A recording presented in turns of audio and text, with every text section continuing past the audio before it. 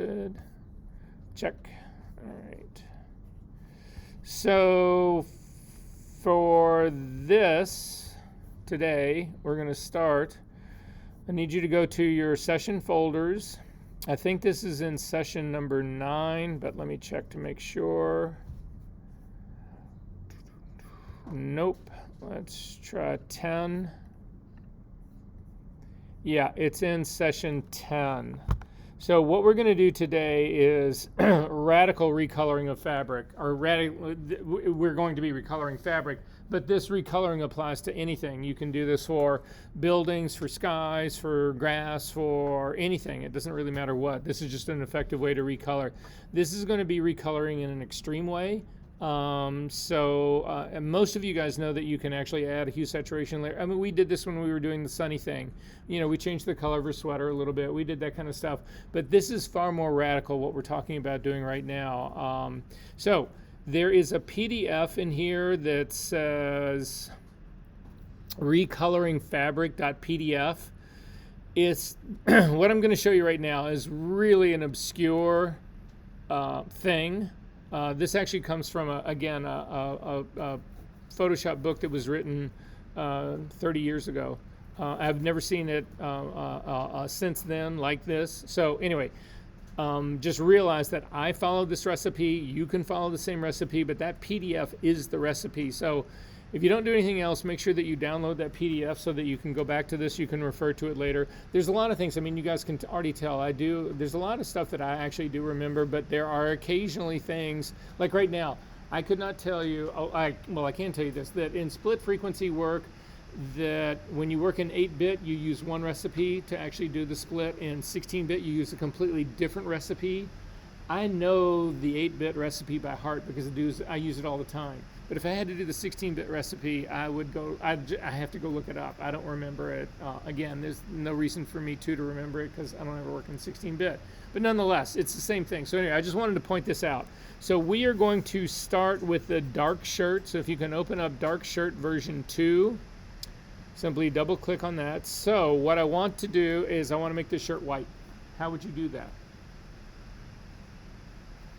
So I have, I'll just tell you what some people have done. They said, oh, just invert it. So Command I. Well, it does make it whitish, kind of, but that doesn't really look like a shirt to me, right? I mean, the shadows are all inverted. Clearly, it looks like a negative. So that was a very smart answer, but nonetheless. So I'm going to hit Command Z to undo this. So hang on one second. Let me find my recipes for this so that I can follow it, so that you know I wasn't lying to you.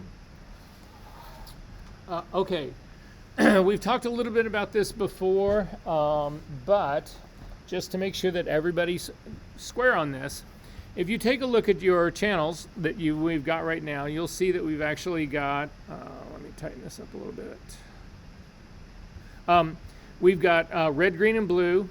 And then you've already got a couple of channels in here, alpha channels in here that I've made for you that are just selections of the shirt that are that kind of stuff. Anyway, but this is what's going on in here. The issue that we've got, though, and this is always the problem in trying to do color work or color retouching in RGB, is that when you change the color, you change the tone as well. There's no way I can actually put a curve on this thing that's an RGB curve and change the color without changing the tone as well. They are connected. However, in LAB, those things are divorced. So in LAB, your color is separated from luminosity, and this becomes really critical to us, especially the more extreme color correction that you're using, the more important it is that you're working in LAB. It keeps the shadows truly in that same quality of luminosity. It's not a shift, so you don't get weird color casts in your shadows. You don't get, there's all sorts of weird shit that can happen if we try to do the same work in RGB. So we're not going to do this work in RGB, we're going to do it in LAB. So to do this, your first move is to come up to the image menu, down to mode, and you will see in the drop down menu or the flyout menu, it is in RGB color right now. We're going to come down and change that to LAB color. And it doesn't look like anything has changed. It looks very simple, but if you take a look at the title up at the very top, you will see It's no longer that in parentheses, it's on the name of your image, it's on the far right-hand side. It no longer says RGB/8, which is RGB 8-bit, but now it is LAB 8. And then if you take a look over at your channels palette, you will see that there is a lightness thing at the very top. If you click on it, you'll see what it is. But then you have an A channel that looks blank, and you have a B channel that also looks blank. Those are where all of your color is. Now, we've got an image that has no color in it, and that's why these things are essentially blank. But that will change, or can change, depending once we do our recoloring. But doing the coloring here, or the changing in here, whatever, because we've divorced color from luminosity, we should be good to go. So I'm going to go ahead and select LEB again at the very top and get this where I can sort of see it. That part's good. That part's good. Okay. So our first move is to come over and simply create a new group. I'm going to do this without anything in it. So if you look at the bottom of your layers panel, there's a thing that looks like a little file folder. If you click on that, it's actually going to create a new group for you. So groups are just organization. That's all they are. So what we're going to do is we're going to actually put in a recoloring of one shirt in this group, but then we can do multiple groups that will be different colorings for different different shirts in here. So anyway, that's basically the process that's going on right now. So hang on one second. Okay. So then if you take a look at your channels palette, you will see that there is a channel at the very bottom right underneath the B channel that's called shirt. If you hover over the thumbnail of shirt, again, don't click on shirt, don't click on the channel, just hover over the thumbnail, hold down your command key and click, you will load it as a selection, and then come back over to your layers palette, and in your group part, we want to add this as a layer mask. So make sure that the group that we just made is active and click on Add Layer Mask. And you can see there's nothing in the group yet, but there is this layer mask that's now on the group. So anything that we put into the group will be masked. Now the reason I built this mask is that I want to keep everything in this image. You can see the parts that are dark and the parts that are light. The light area is actually just the fabric. The black area in this mask is the background, the buttons, and the labels. I don't want to change their color. I don't want to change the color of the background. I don't want to change the color of the buttons, and I don't want to change the color of the labels. So that's what this mask is actually going to do for me. So my next move is to create, now select the background layer. Now we're actually going to start working with the image and make a copy of your background layer. Command J will actually make one copy of it. So at this stage of the game, we're going to haul this layer that we just made, this background copy. We're going to drag it up on top of the group. So take a look at my screen. When you see the blue outline that goes all the way around the layer that is the group, that's an indication that it's going to put this a copy of our background layer into the group. So if you let go, you'll see it does put it in, and the way you know it put it in is that because the background copy now is actually shifted over slightly to the right. It doesn't align with the original background part. If you collapse the group, you'll see that it actually, you don't see it anymore, and if you open it up. So this tells you for certain that it's actually in here. I want you to double click on the name that says background copy, and we are going to rename this and call it DSAT1. So DESAT 1, and say okay to that. So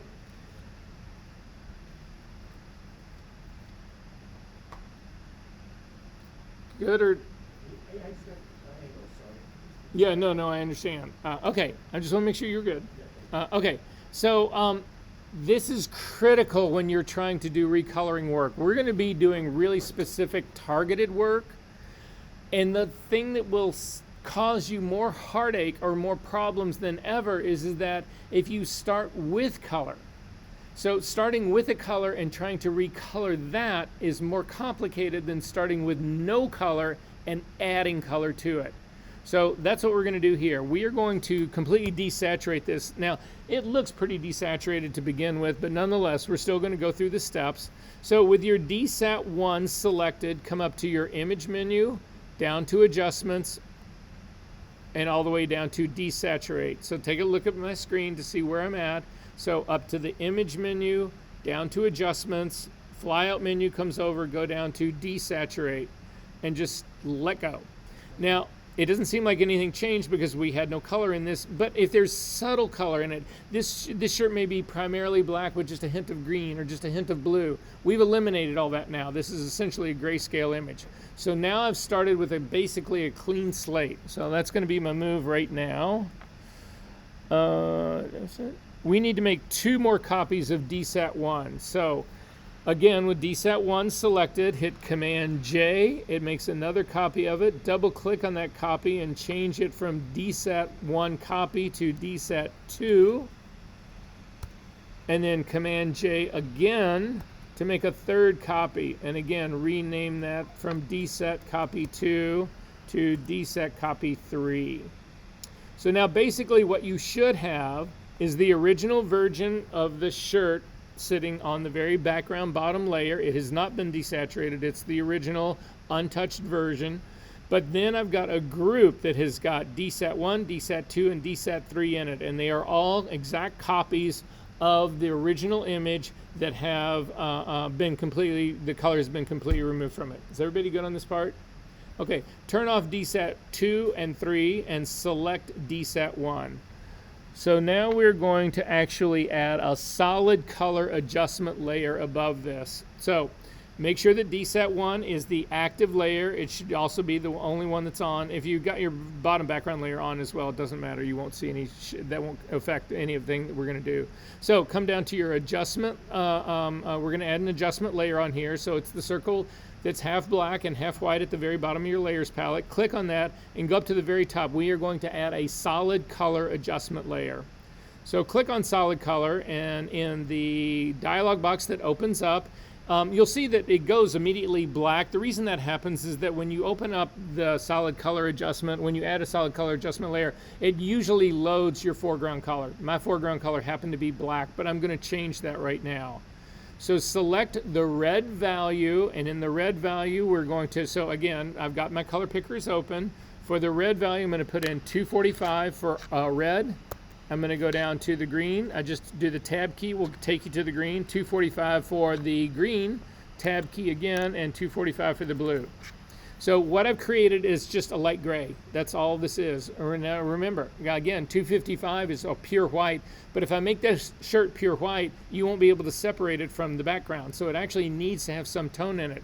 You guys also know that when we're talking about doing perfect exposure, our target for our white level is going to be to have detail in this shirt, 245 to 250. So I'm starting with 245 right here. That's where I'm going to go with this. And then simply click OK. Now when you do that, it actually fills that selection. Again, it's being controlled because we've got a layer mask on the entire group. It's just masking out this part, but we don't have any detail in this. We just filled this whole thing with that color. So now comes the magic part of this. You need to change the blending mode of this solid color adjustment layer from normal down to hard light. Let me make sure it is hard light. Yeah, it's hard light, not hard mix, but hard light. So this actually brings back some, you can see very, very, very vaguely, I've got a little bit of hint of a collar in here, but I don't really have a whole lot in here. So I have effectively recolored the shirt, but what I'm missing is all of the things that would give me the sense that it's fabric. I need to be able to see the shirt collar. I need to see all this other stuff. So to do that, that's what these other 2 DSAT layers are all about. So come up to DSAT 2 now and click on it and turn its eyeball on. And when you do that, your whole image goes black again. But I'm not going to leave the blending mode at normal. I'm going to change the blending mode of DSAT 2 from normal down to overlay. I'm pretty sure it's overlay. Yep. And you can see that starts to bring detail back into the shirt. I've now got dimension in the shirt. I've got the cuffs. I've got the collar. Now, some people would look at this and say, well, that's great. It looks perfect. This is now a white shirt.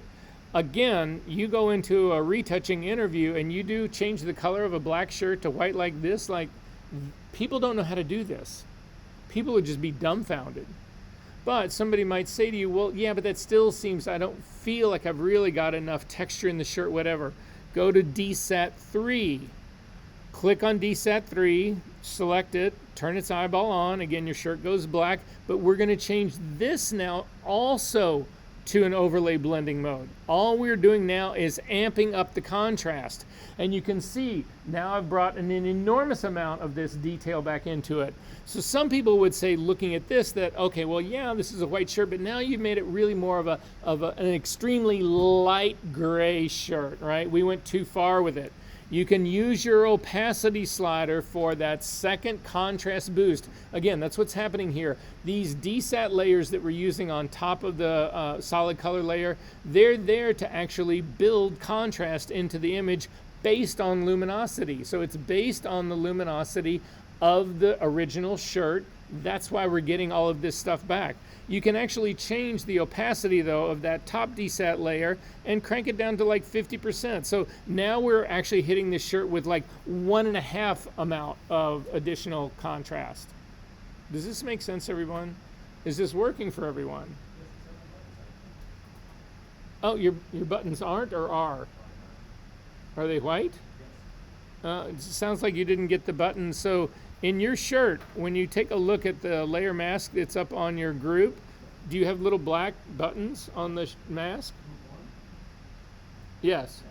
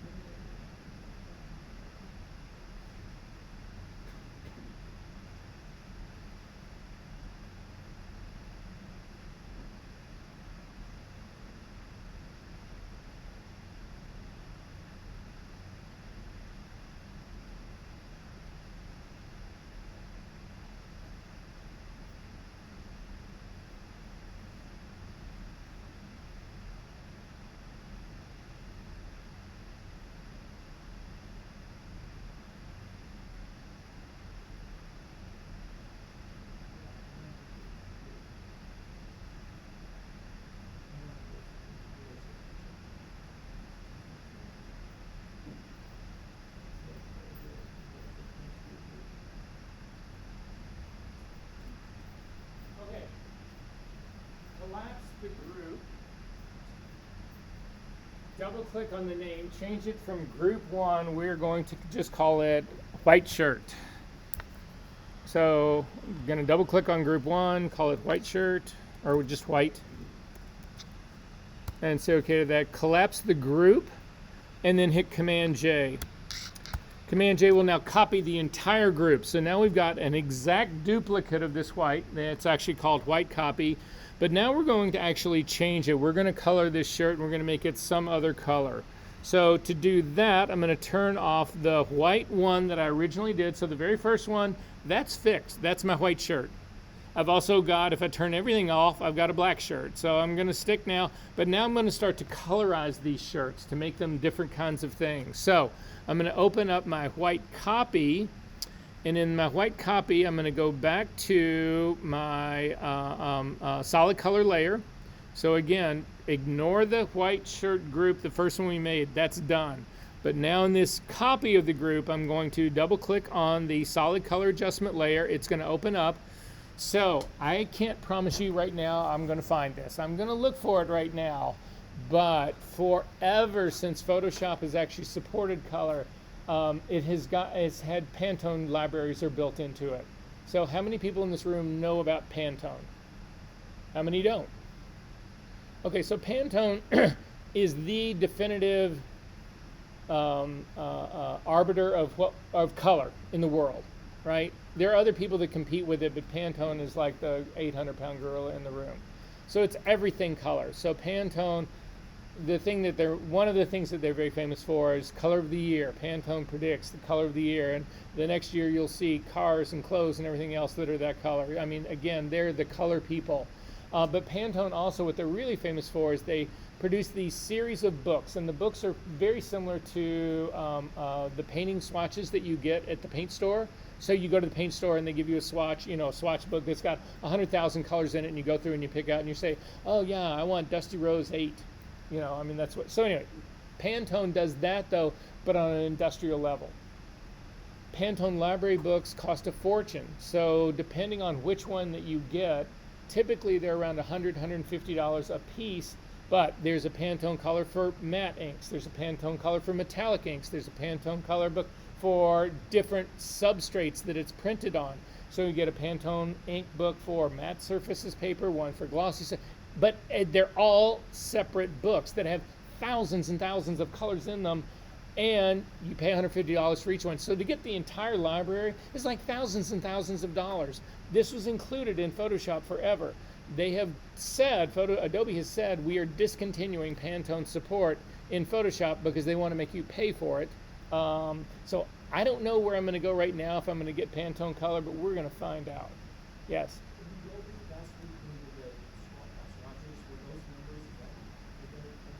No. No, but hopefully we're going to find them now. We'll see. If not, we're going to do this another way. Now, you can use older versions of Photoshop. So Photoshop gave up 3D support in 2023. The version of Photoshop 2023, which actually came out in 2022. If you go back to that version, I know that version actually has Pantone color support in it. It isn't going to make any difference for the work that we're doing right here, but if you actually get in a situation where you are doing this for a living and you're recoloring for a living, you're either going to have to buy the Pantone stuff or you're going to actually go back to an older version that still has it in it. Because what happens is that you will get, so what I get all the time is that when people want a set painted, they will send me a Pantone color. So they'll just say, here, this is a Pantone color, C1498. And I'll look up and find the C1498 color, whatever, and then that's the color paint I try to match to do a set. But you will also get these colors.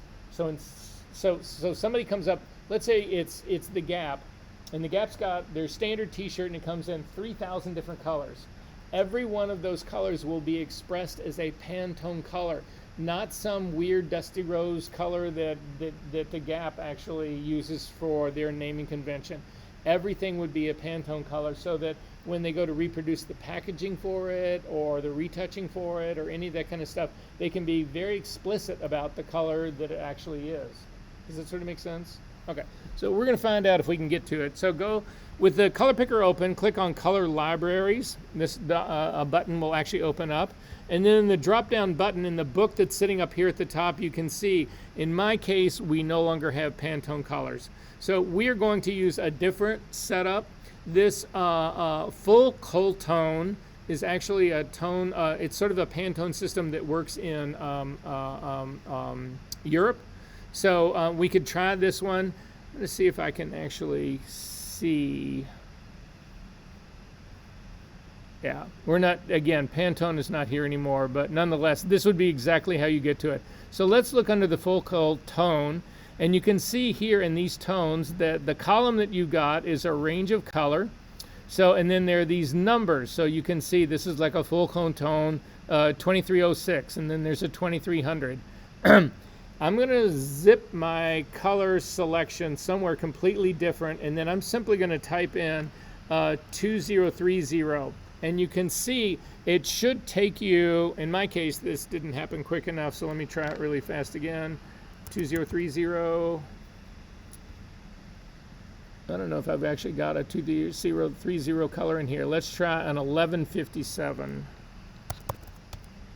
Yeah, okay. So you would get this thing that just says, okay, we want you to use this full cone color 1157. Now, it's not true in these books right here, but in the Pantone books, you should just be aware that when Pantone comes out with their color, the two books that are the most famous for giving you color information are what they call coded and uncoded. And it all has to do with the stock that it's actually going on. In most cases, you will get a number coded, and the code for that is always a C. So you'll get a C1158, and you'll just come into the Pantone. Make sure you're in the coded library book, not the uncoded one, When we take a break, whatever, I will open up an older version of Photoshop to show you what I'm talking about. But just to make you aware of it, that in those Pantone colors, you need to make sure that you're in the group. So the C1150 is going to be different than the U1150. C stands for coated 1150, U stands for uncoated, and what they're talking about is the paper stock that it's actually printed on. And so you guys already know this. The color would be different on a glossy stock than it would be on a matte stock. Make sense? All right, so this is the color that I'm going to use. If you guys want to do the very same color shirt that I'm using, go ahead and actually pick this. So we're going to do in the full coat tone. I typed in 1157. So this is the one that I'm actually going to do. You'll see that there's a CMYK readout on this. I'm going to click on the picker dialog button right here. And when I click on the picker dialog button, it actually loads this, but it also gives me something that I can write down, and it is these LAB colors right here. So did everybody get this sort of, I don't know, orangey color, yellowy color? Yeah.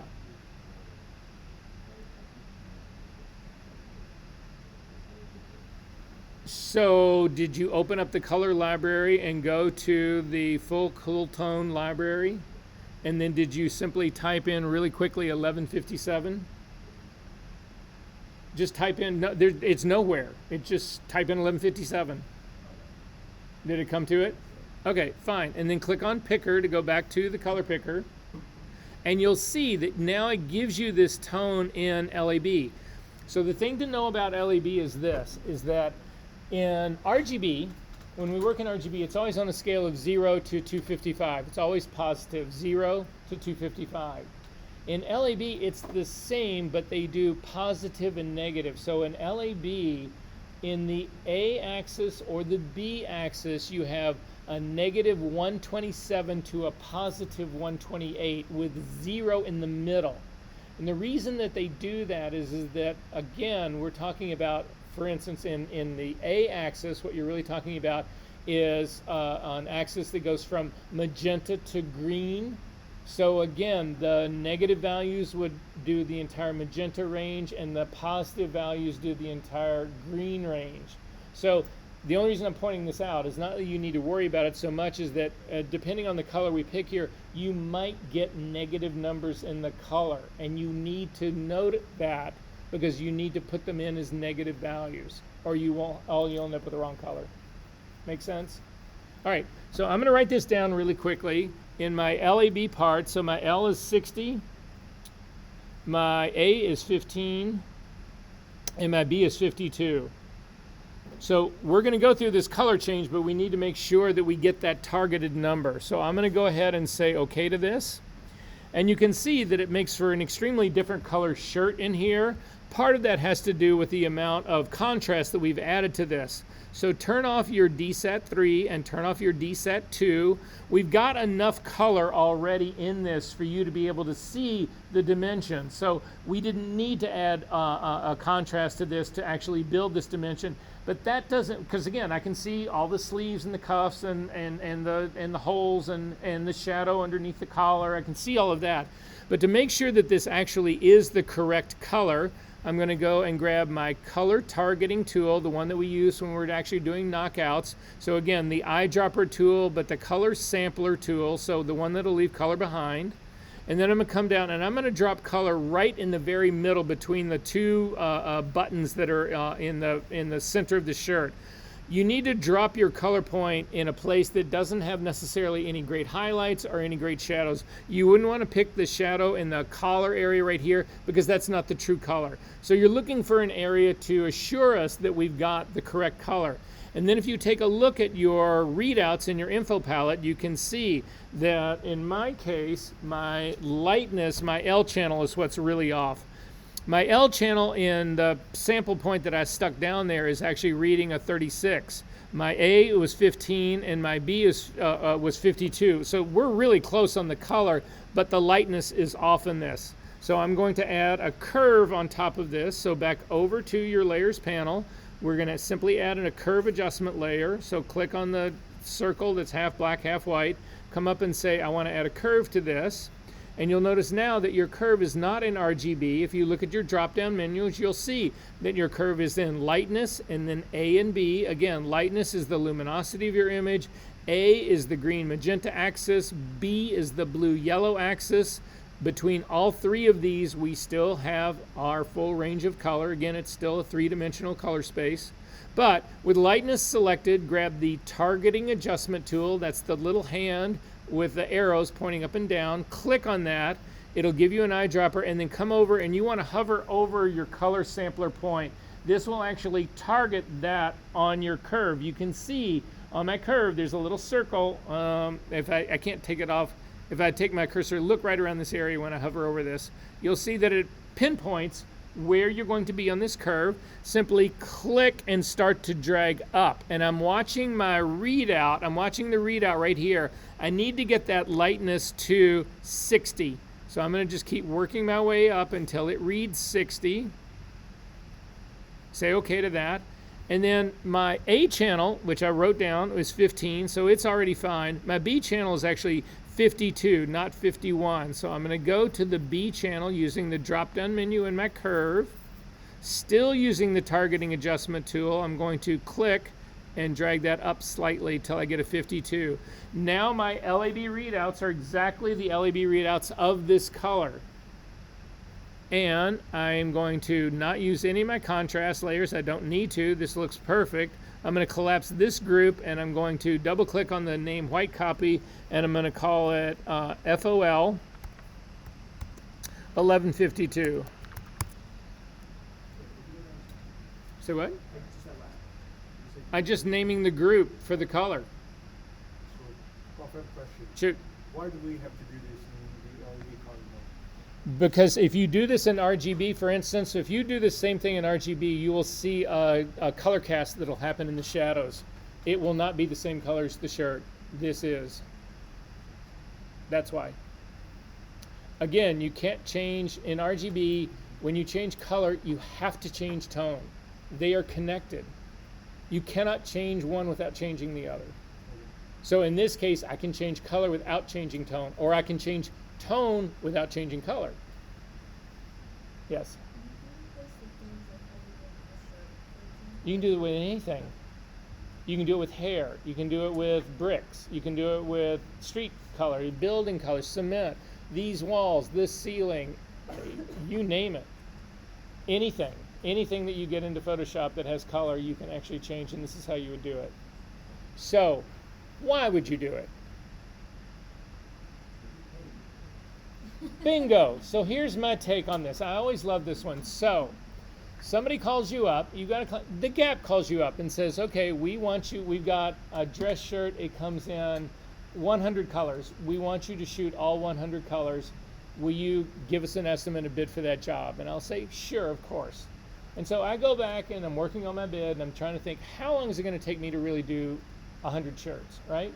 So the thing that you need to think about in all of this is that this shirt being all folded up like this is no accident, right? So what happens is that you go into a studio, there'll be a stylist who will actually put together the shirt for you, but she'll have an assistant. So the first job is to unpack the shirts and to actually steam them out so they have no wrinkles in them.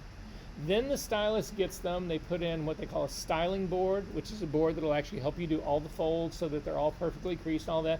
You do the file, you do all of the folding board part, then you pull that out and you put it on what they call, it's usually just a hunk of foam core that's slanted so that you can actually shoot in this like direct. Instead of having to be over top of something and shooting down, they put a board at a 45-degree angle so that you can attack it with your camera and still basically be able to stand, right? But then you've got to light it. So then you do all the lighting, whatever, and then you shoot the first picture and everything looks great and you're good to go. And then they do the same thing again. They do it for your number 2. So how many of those can you do in a day? So I'm going to say typically if you think about it, for a stylist to prep and do a shirt, at least half hour to do that, to get it ready. So 20. If I do 20 in a day, that's a 10-hour day. If it takes me a half hour pop, right? So, okay, yeah, but I can do that, a typical 10-hour day. And I'm going to do, again, it's 100 shirts, 5 days. So I go to bid this, right? So depending on what city I'm in, if I'm going to say I'm going to be in Chicago and do that, my rate to do this is $3,500 a day. Again, it's Gap, it's advertising, it's national. Usage would be national. If it's point of purchase, or I mean, if it's like hang tags, that kind of stuff, that usage can go on for years. So my usage might be higher, but I'm going to leave it. I'll just say, okay, just straight down and dirty, one shot. Okay, so $3,500 for the day. So can somebody do a calculator for me really quickly? So hang on one second. So I've got 3,500 at 5 days is how much? 17,000. Okay, so 17. So now I need a stylist, and the stylist that I'm going to use would actually be $750 a day. What's 750 times 5? Would somebody do a calculator for me, please? This is going to be not the only number I give you. 3750. Stylist needs an assistant, $300 a day, so that's another $1,500. The studio that I rent in Chicago would be $1,200 a day times 5 is 6,000. I need at least one assistant to do it, but it's a pretty down and dirty like this, so I'm not going to go for anything more than that. So my assistant is also $300 a day, so that's another $1,500. Then we've already done studio rental, we've done the whole crew, we've done all of that. So I'm going to leave it at this, but I would go in and actually add to this. I would have to do catering for 5 days. I would have to do all of that kind of stuff, but we'll just leave it at this right now. So add this up for me really quickly. So 17,000 plus $3,750. 3,750 plus 1,500 plus 6,000.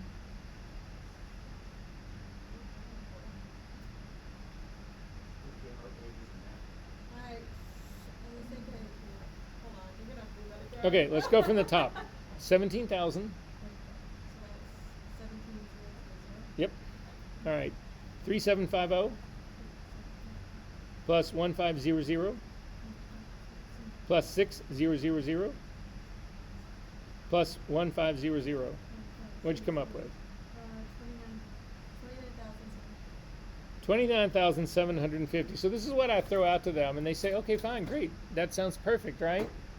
So then I get the acceptance for that. Then I go into the studio. I hire a stylist for 1 day. You can't get a half day on a stylist, but I hire the entire crew for 1 day. All I need to do is make this picture.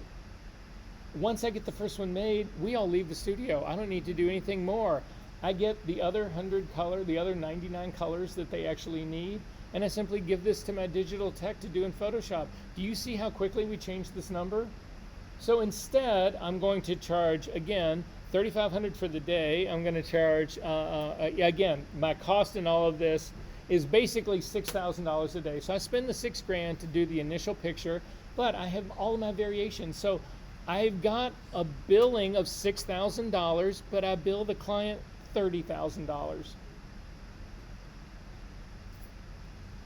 Right? And I'm on fucking the beach, reading my book, drinking margaritas in the morning. Come on, right? And the phone rings. How's it going? Versus, hard at work, but we're slugging through it, right? And I'm in the Bahamas or wherever, right? Guys, trust me, this is the way to do it. And it's like, wow, you turned that work in. It's flawless. The color is like perfect. And I was like, yeah, do you have any idea how much work it took us to get that way? And it's so amazing. You got all those shirts to look identical. Yes, I did. Just saying. Okay. If you've done this, you can actually get rid of this. We're going to do one other one really quick, and then we're going to take a break. So you can close this guy up. You don't need to save it.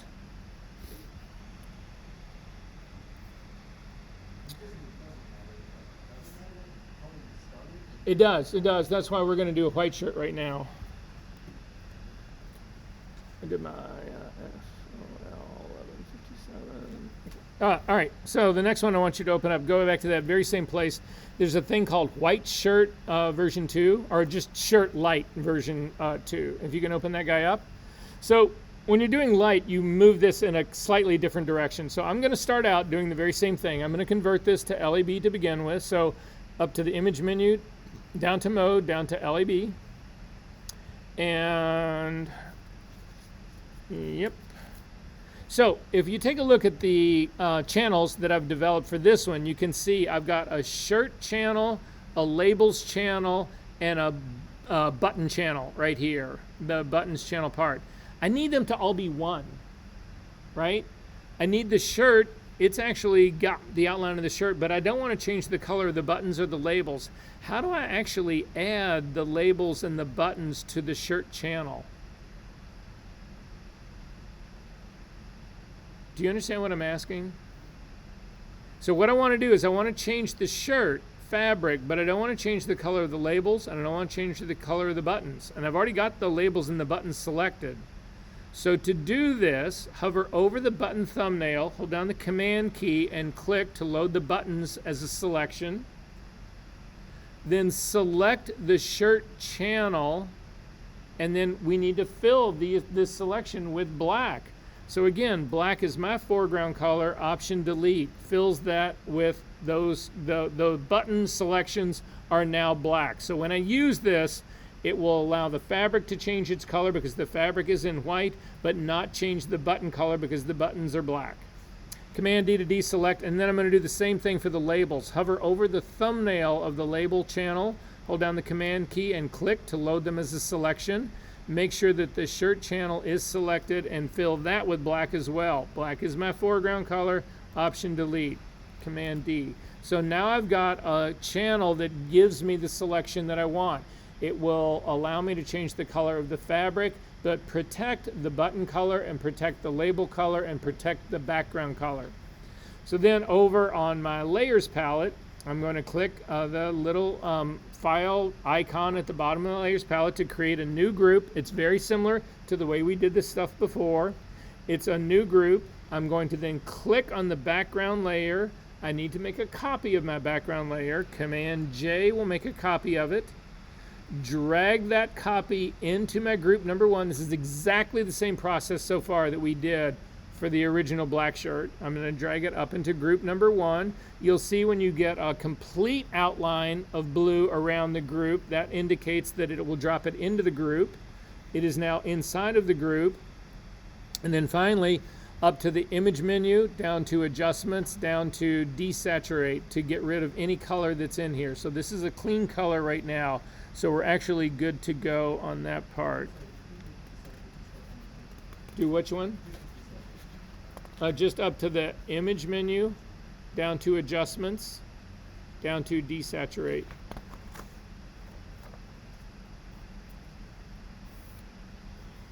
We good? Okay. So then I'm going to come down into my on my background copy number one, and I'm going to add a solid color adjustment layer. So I'm going to click on Add Solid Color. Again, it pulls in, it loads my foreground color, but I'm going to go to the color libraries again. I'm going to try to create the very same color that we just created before. That full cone, whatever, 11, I think it's 1157. We'll see. No, actually, I'm going to pick a different color because I want to show you guys negatives. So click on color libraries, open up the full cone color library part, whatever, and then I need to search for a color here really quickly. Let me just see one second here. Nope. Let me go into the green set. Nope.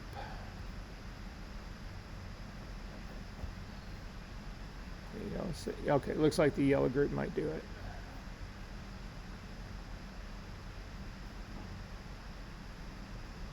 Yeah, okay, all right.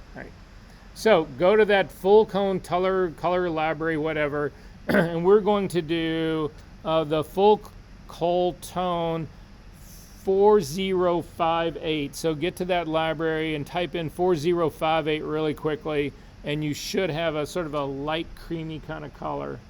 So 4058. This is the one that we're going to pick, and then click on Color Picker. And you'll notice now that we've got a luminosity in our L channel. Again, all your values are always done in LAB. We've got an L value of 79. We've got an A value of -3. And then a B value of 18. Did everybody find that? Okay, so that's the color I'm going to actually work with. I'm going to go ahead and say OK to this. So once I've got that part done, I'm going to then set my blending mode of this color from normal. So again, the blending mode of my solid color from normal down to multiply. Now you can see now it's coloring everything, and that's because I haven't put my layer mask on the group yet. So I'm going to go over to my channels palette, hover over the shirt, the combined version that we actually made. Hover over that, hold down the command key and click to load this as a selection. Come back to the group and then add this as a group layer mask. And now I'm changing only the color of the shirt. Again though, I've copied down my LAB layers. I need to do a check to make sure I got the correct color to do this. So I'm going to grab the color sampler tool. I'm going to drop it right in the very middle. I'm going to look at my LAB readout. So I'm getting a K readout, and that's only because I've got the layer mask is what's actually selected. So to get to see what the real color is, make sure that you activate the color sampler, the color fill layer. And then I'm getting a 76, a -2, and an 18. So these are actually pretty close, but not perfect. So I'm going to add an adjustment layer, a curve on top of this. So in the curves layer, I'm going to select the targeting adjustment tool for my lightness. I'm going to hover over the point number 1. My target on this is 79. I've got a 76. So I'm simply going to click on this and push up just a little bit till I get a 79.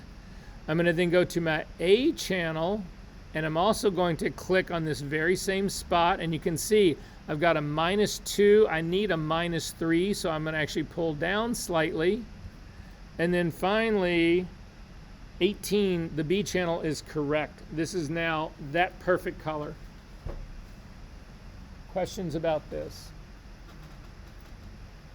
So the answer, Pablo, I think at the end of the day, for me, if I had to do one or the other, I would probably go for a middle tone t-shirt because it's the least extreme direction that I'm trying to go in.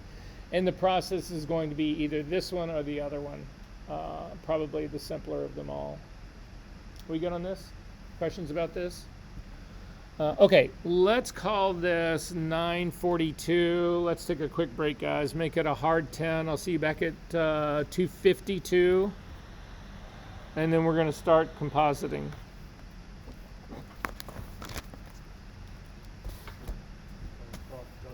I do. See, like, I've gone into Going again. All right, so everybody got the that image opened? Okay, so as Patrick has already observed in all of this, if you take a look close at where she's actually standing, you can see that this is soft. It's because of the depth of field in this. If you take a look at the real focus of this, it's not even actually the buildings behind it. It's the buildings even further back. If you want to find out how to pick focus or to see where focus actually is, you can look at your image and say, well, this was what seems like it's in focus or not. Oh, actually, this reminds me. We got something else to do first. It's the second thing. Let's close this up. We got one other thing to do first. Creating depth of field. This will lead well into this discussion. So go back to your sessions for retouching.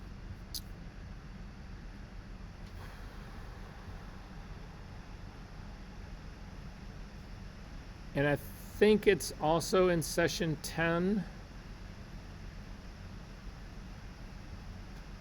or 11. Oh yeah, it's in session 11. So we're on track. This is session 11 today. So if you go and take a look at session 11 in your student files, there is only a single PDF in there and a single PSD, and the PSD is called depth map. If you can double click that and load that as a selection, load that into Photoshop. It's a picture of the girl in the woods. We've been working on this as a composite, but is everybody able to find that one and launch it? Are we good on this part? Okay. So we've talked about how to do create the illusion of depth of field, but there are some more advanced tools. Basically what we did was we were doing a blur, a Gaussian blur, and we're using a reflected mask on it to control where the blur actually was and tried to keep the area that's right around your figure in the background sharp, and then have it get softer as you move forward and softer as you move backward further into the image. And that part works pretty well. It's an illusion, but nonetheless it works pretty well. But there's a better tool in Photoshop to actually do this with. There is the lens blur in Photoshop. So if you come up to your image menu, the filter menu, and you come down to the blur group, it's this thing right in the middle. It's called lens blur. And the thing that you need to understand about lens blur and why we're actually going to go for and use it, the downside that I'm going to say right off the bat about lens blur is that it will not work on a smart object. So we need to create a merge stamp version of our image to run lens blur on. But the advantage to lens blur is that what it really does, unlike all the other blur tools in Photoshop, like Gaussian blur, what it does is it takes 2 pixels that are right next to one another, and if you're looking to blur the image, it simply starts to average the 2 of them together and that's what creates the blur. In lens blur, though, it is a completely different game. What Photoshop actually did was that they actually recreated the physics of a lens and then put that into Photoshop. So what we're going to do is we're actually going to use a filter that functions as a true lens really functions. Because a lens, as it really functions, even though you do get a softer background and a softer foreground, when you're dealing with depth of field, whatever, it is not this general Gaussian blur. It is a completely different kind of blur, and the lens also has an impact on the kind of blur result that you ultimately get. So the lens blur tool will actually allow you to go in and reconstruct the physics of a lens, change the dynamics of those of elements that are in that lens, and ultimately change your blur. Anyway, long story short about this, the most effective thing you can do using the lens blur tool, though, is to tell Photoshop what is close to your camera, what is midway in your camera, and what is distant from your camera. You really need to say to the lens blur tool, this is what's foreground, this is what's midground, and this is what's background. This is what should be in focus, this is what shouldn't be in focus. You can actually do that by creating what we call a depth map. So in a depth map, the one that we're going to create for this is basically what happens is that you are looking for anything that we make into a depth map that is black will be perfectly in focus. Anything that is white will be as far out of focus as you can get. And then all of the grays that sit in between black and white will be varying stages of softness. So we're going to build a depth map. The figure and the ground that she's standing on will be black. Then areas that are right in front of her will be a darker gray. All the way to the very front of our image will be completely white. And then we're going to recreate the same thing moving into the background. So we are telling Photoshop what elements in our image are close and what are far, what should be sharp and what should not be sharp. Does that make sense, everybody? How we're going to go with this? All right. So we're not going to use lens blur on this. Come up to the very top of your image. Select the very topmost layer of this image. With that selected, we are going to do a merge of everything that is in this one layer. So I've selected my very top layer. It's actually a color adjustment layer. And then I'm going to hold down Command, Option, Shift, and hit the letter E. That will do a merge stamp version on the very top of everything. So all the adjustment layers, the composite itself, all of that, it's all put into one single image here. And I'm going to rename that layer DOF, Depth of Field. So now we need to actually build the map. Now our first move in here is going to be a simple gradient, and some people don't go much further than that. We are going to go considerably further than that, but I just want to show you how this kind of works. The first thing we need to do is pull a guideline down to actually show us where her feet are, because when we put a gradient on here, we're actually going to lose sight of the image. So you need to make sure that your rulers are showing. Hang on one second, because I can give this to Caroline right now. So it's the thing in there called it's Composites Spring 2024. That's what you're looking to copy over. Yes. Okay, so anyway, back in here, back in Photoshop. So my first move is that you need to have your ruler showing because we need guidelines in here. So if your rulers are not showing, you need to come up to the view menu and come down to rulers and make sure there's a check mark next to it. You will get a ruler on the top and on the left-hand side. Once you get one on either side, on the top and left-hand side, if you come up and you click on the ruler that's at the very top and drag down, you'll pull down a guideline. This is a non-printing guideline, and what you want to do is you want to put it right through the middle of her feet. Where would the point of focus be? Where would the plane of focus be? It would not be at the front of her toes. It would really be sort of more in the kind of the middle part, sort of like where the heel of the boot actually starts. This would be sort of the optimum plane of focus would actually be that relative to the girl. Everybody good on this part so far? Okay, then we're going to add an adjustment layer on top of this depth of field. So to do that, click on the, first off, do me a favor, hit the D key to make sure your foreground and background colors are defaulted to black and white. It's just a step that'll save us some work. Then adjustment layer, click on the adjustment layer, and you will see that there are two. We talked about this last week. When we were doing extreme color correction, we actually were using gradient maps. We're not going to use a gradient map for this. We're going to use just the regular gradient. So again, not gradient map, but regular gradient. Go ahead and let go of that. And a dialog will open up called Gradient Fill. And we need to set things at the very top to control how we want this gradient to actually be. So if black is your foreground color, you're in good shape. If white is your foreground color, not so much. So anyway, in the gradient type, there's a drop-down menu. And if you click on that drop-down menu, it's the very same thing as when we were using the gradient tool when we were making our shadows, when we were doing the shadow part. If you click on that gradient drop-down menu, there is a set of predetermined gradients. Open up the basics gradient, and you want to click on the icon that's all the way to the left. This is foreground to background. Again, we're not doing shadows here, so it's not foreground to transparency. It's foreground to background. Then you don't want to click OK at this part because then that'll actually get rid of the gradient dialog box and you'll be left with what we've got here, and this is not what we need. Simply click right underneath the word cancel. That will get the flyout menu to go away but still keep us in this gradient fill dialog box. Then in the drop down menu for style, click on the style drop down and you want to come down to reflected gradient. And you should get something that looks like this. So has everybody got this dark thing in the middle with whites on both edges? Okay, so this is the beginning of our depth of field. Again, any area that I can get under this black will be sharp. Any area that goes to pure white on the very edges will be out of focus at the max. And these gray areas that are in the in-between stages right here will be somewhat out of focus, but not as out of focus as the white area. Make sense? Okay. However, this gradient is too big for us to work in when it comes in the natural state right here. So if you hover over the thing that's called scale, you can click and drop the scale down, and what you'll see is it narrows down that reflected gradient part. So I'm going to drag mine down to get a little bit more precise control on it.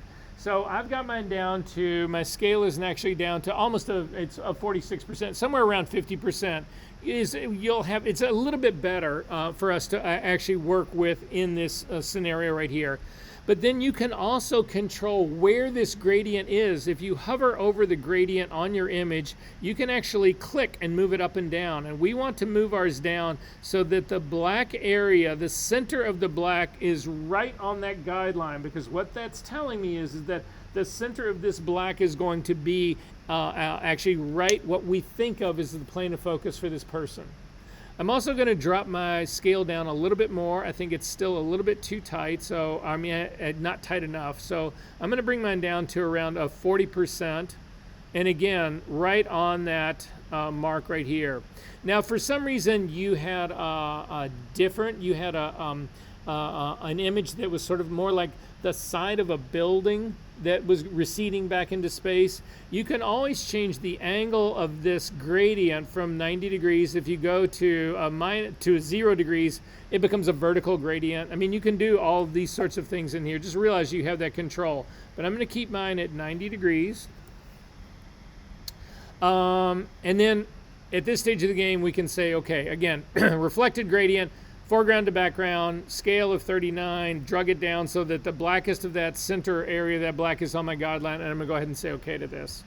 So this is the beginning of our gradient map. So I'm now going to turn this off because I need to be able to see my image. I'm going to go back and I'm going to click on my image, and I'm going to pick out some target points here that I want to actually use to build more of my gradient map. So I'm going to click on the gradient fill that we just made. I'm going to add a blank layer on top of that. So I've just got a blank layer on top of this. This is going to become part of the gradient map. I'm then going to turn off my depth of field thing. I'm going to go all the way back down. I just want to see the background by itself. So I'm going to hold down my option key and click on the eyeball to get rid of this part. Now you can still see the focus line where this is supposed to be at. And the rocks that are around here are covered pretty much by that black, so I don't need to worry about that. But the tree and the set of rocks behind, I'm going to actually set that up as more out of focus, and then I'm going to work my way sort of towards the background. So to do this, I'm going to actually start with the tree. So I'm going to go to, again, I've turned everything off. I'm working on the background layer here because I want to use the quick selection tool. And if you're on some other layer other than the background, it's going to try to pick whatever's in that background. So I've got my background selected. I'm going to go after the quick selection tool. So again, fourth tool down on the toolbar, the quick selection tool.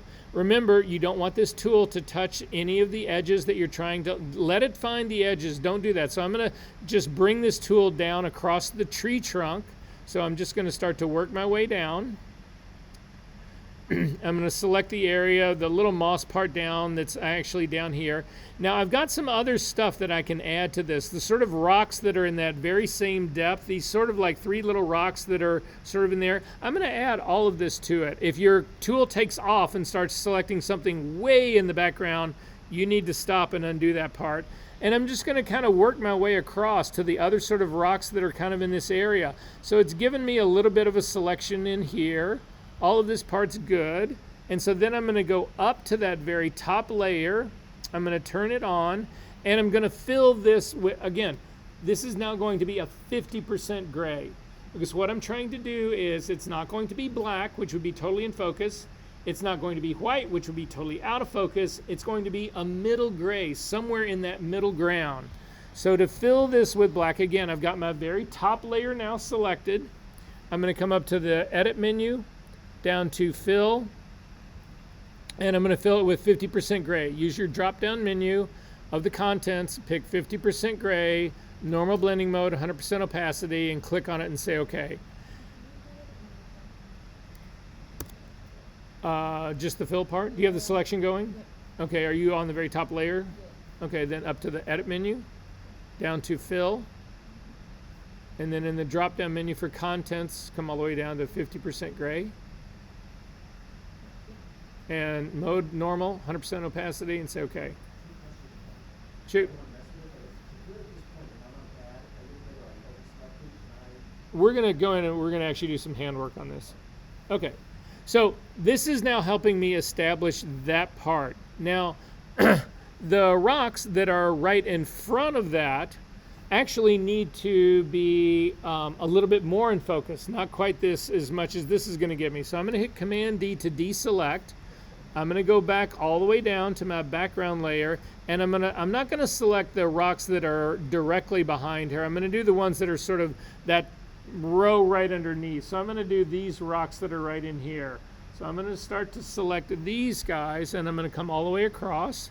And now I don't want this to be black because that would be perfectly in focus. I want this to be, but I don't want it as soft as the gray that I just built in here.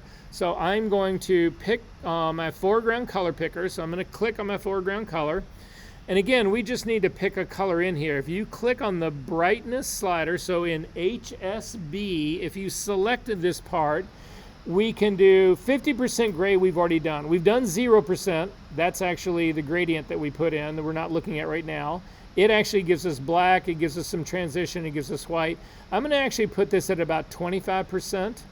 And you can see it's kind of a dark gray. And so again, I'm looking to get a color between black and between this middle gray. So 25% will give me this. I'm going to go ahead and say okay to that. And then in my selection that I've got going here, I can simply fill it with my foreground color. My foreground color is that sort of darker gray. So again, because it is my foreground color, Option Delete will actually fill it, Command D to deselect.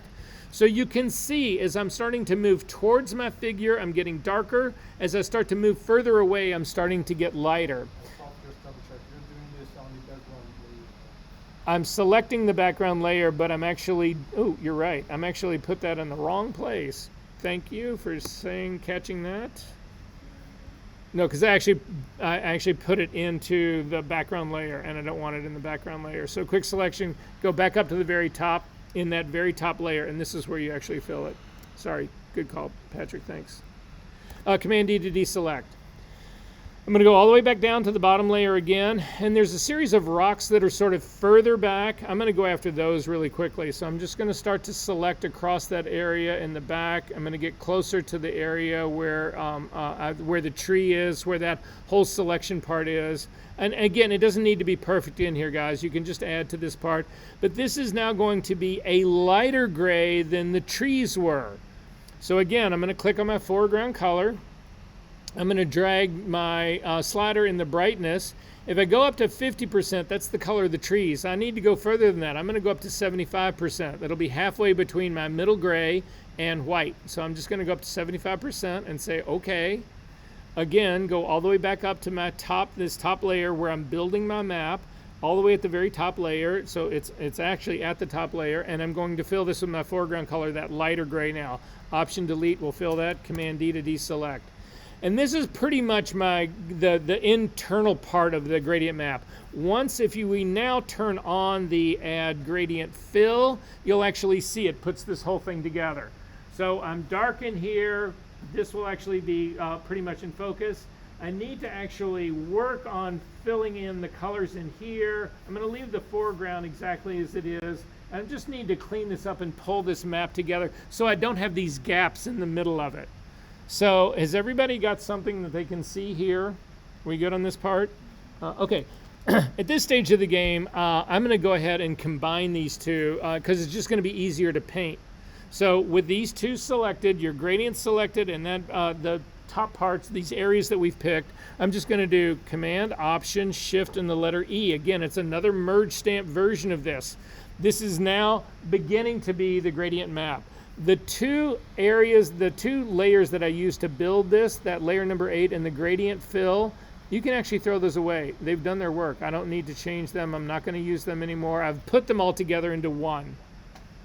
Then I'm going to use my tablet for this. If you've got your tablet out, great. If you don't have your tablet, you can still do this with a trackpad and a mouse. Select the very top one. Hold down Command, Option, Shift, and the letter E. Yes.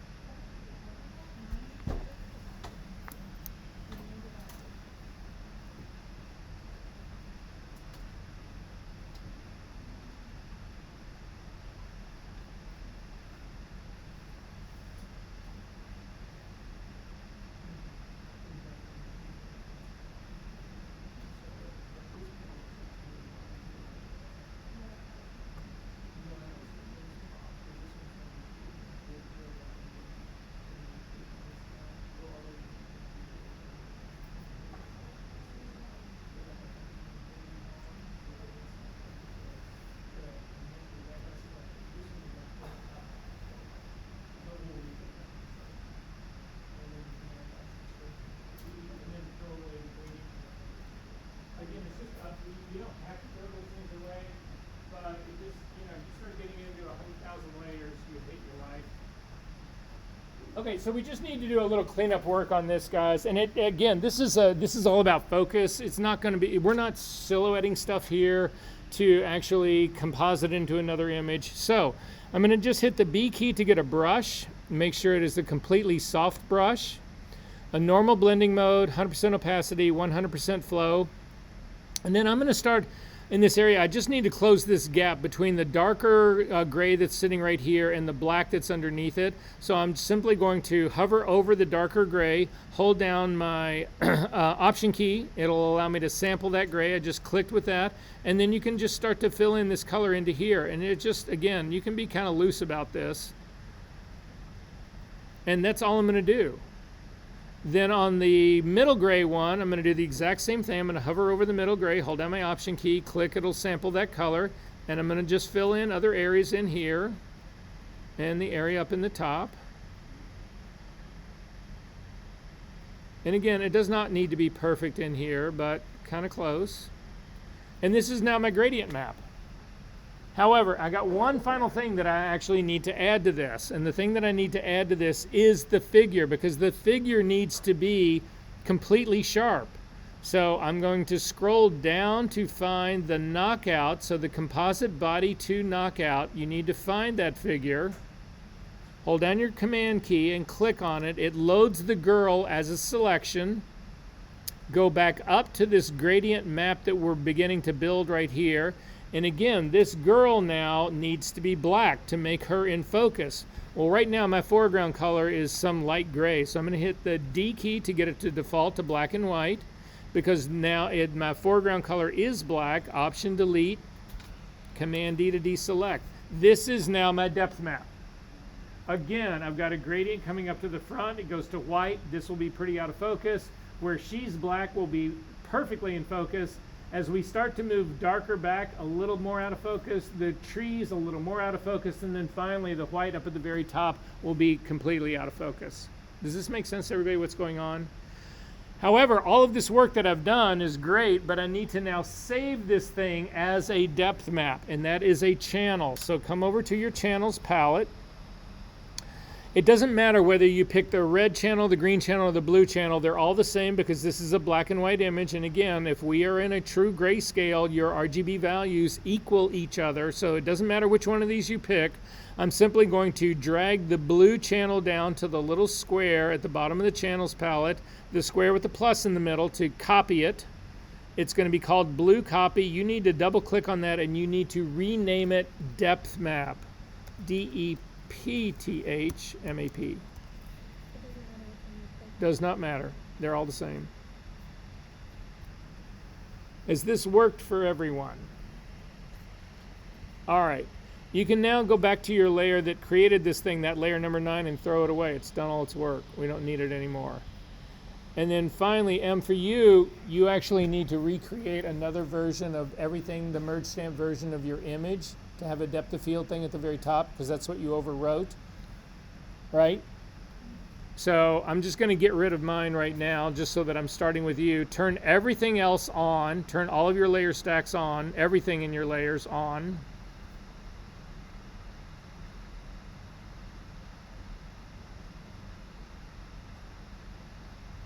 Select the very top layer. Hold down Command, Option, Shift, and the letter E, and it will do a merge stamp version of this all at the very top. Double click on it and call it DOF, depth of field. And we are ready to rock. So has everybody got this? You should have a depth map that's been saved over in your channels palette called depth map. You should have a merge of every of your composite. It's a merge of everything in your composite. Everybody got this part?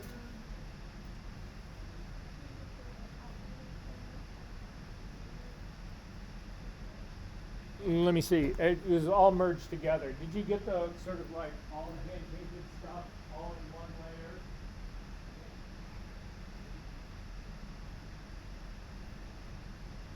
Yeah, that works great. So then we just need to add the figure to this. So scroll down the little stack right there to this. Name click the logo. We need to go back up to the very top. We can pause it on this guy and then just go at a time.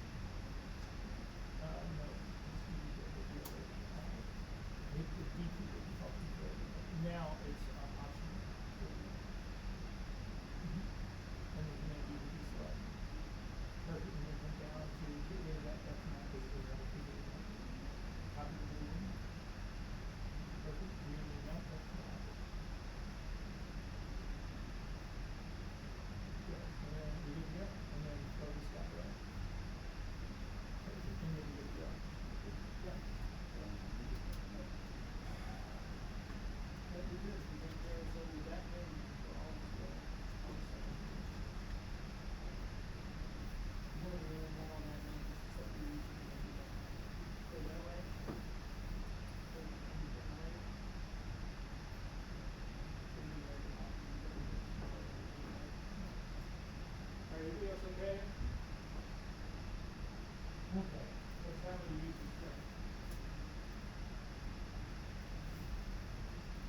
So to use it, come up to the filter menu, down to blur, down to lens blur, and a dialog box will actually open up. This is incredibly processor intensive, so at the very first when you open this up, if you look over on the left hand side where it says okay, cancel all of that under preview, you'll see that there's a thing that says faster and more accurate. You probably want to set it on faster right now. It'll give you quicker results. But then once you get this adjusted the way you want to have it adjusted, then go ahead and click on the more accurate and then actually apply the apply the focus to it. So in the depth map, in the source drop-down menu, you'll actually see this is only looking at all of your channels palette back in Photoshop. And because we made a thing called depth map, you want to select it here. Then in the whole blur set focal distance, we'll talk about that in just a second, but come down into underneath all of that where you've actually got the lens that you're working with. The radius control is what controls the amount of focus or out of focus. Grab your radius and drag it way up. I'm going to drag mine up into the 50s just so that you can really see what's going on in this. And you can see that it's actually really blurring the foreground now, really blurring the background now. However, what's happening in here is, again, this is unlike any Gaussian blur. This is the way a lens would actually blur this scene. And it is not a Gaussian blur. A Gaussian blur would merge all of these colors together. You would lose all of the edges of all of this. And that's not what happens in a true lens focusing sort of situation. So I've got my focus up to around a 57. If you'll also notice that the iris here, that there is a hexagonal shape. If you click on that drop-down menu, you can see that you have triangle, square, pentagon, hexagon, heptagon, and octagon. All of this has to do with the lens that you are emulating. So I don't know how many of you have ever looked at the aperture blades inside of your lens, but depending on the quality of your lens, it is made up of more numbers or less numbers of aperture blades. So typical aperture blade setting for like a Nikon or a Canon is probably 6-sided. If you get into more expensive lenses, they have more aperture blades so that they're a higher number, so that the bokeh that you get, the out of focus part that you would get on a highlight that shows you the shape of your aperture, it tends to be smoother and more round with the higher number of blades. It tends to be really clunky and more, but if you go down to 3, all of your bokeh, you know what I mean by bokeh, the sort of out of focus shapes, highlights that are in an image will actually be 3-sided. So this will allow you to change that to emulate this. There's also a blade curvature in here. This has to do with, again, how the shape of the blade, of the aperture blade is. This allows you to literally reconstruct a lens that you would shoot with. Whether it's a Schneider lens or a Hasselblad lens or a Nikon lens or a Canon lens. That's what all of these other controls are about. We'll talk about specular highlights and everybody else down here in just a second. But at any rate, I'm going to leave this as a Hex 6 because that would be typical for a Canon lens. But now if you click on the thing, see up at the back at the very top right under the word depth map where it says set focal point, if you click on this set focal point and then click in the background, so click on on set focal point, click on the background of your image, you will see it refocuses the background. That's where you've said you want this thing to focus. And you can see that your figure is now completely soft and out of focus, but you can also see that this blur focal distance has been set to 255. That's because the area at the very top of our image is white in our depth map, which is 255.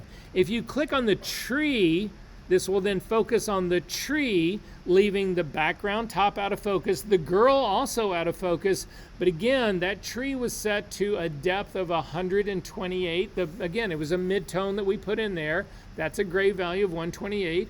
If you click on the rocks, the one rock that's right behind her, you'll see that your depth map goes to 64, the focal distance. This all has to do with the tone of your depth map. But for us, we're going to simply click on the girl and it will refocus the girl. You'll see that our blur focal distance is set to 0. That's just saying you want in your depth map, if it is black, you want it in focus. If it is white, you want that's as far away from the most out of focus. Does this make sense, everybody? What's going on? And then finally, the thing that matters a lot down here, you need to zip in close to the girl. So I'm moving in. Because what happens when you do blurring, any kind of blurring, is that you actually, there is inherent what we call film grain. In digital, it's mostly noise. It's what we would call noise. But pixels is what we're really talking about. But as you start to move in closer to this girl, I'm moving in to actually look at her sleeve. You can pick it up there pretty well. Again, this is why you want to have fast draw. And you can see that there's a grain in here. But if you look at the background, you can see this blurring has obliterated all of the digital noise, all the what we would call grain. In film, if you shot film, whatever, film grain is a serious thing.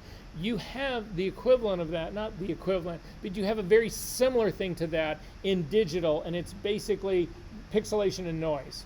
We need to match that because when you do the blur, it gets rid of all of that.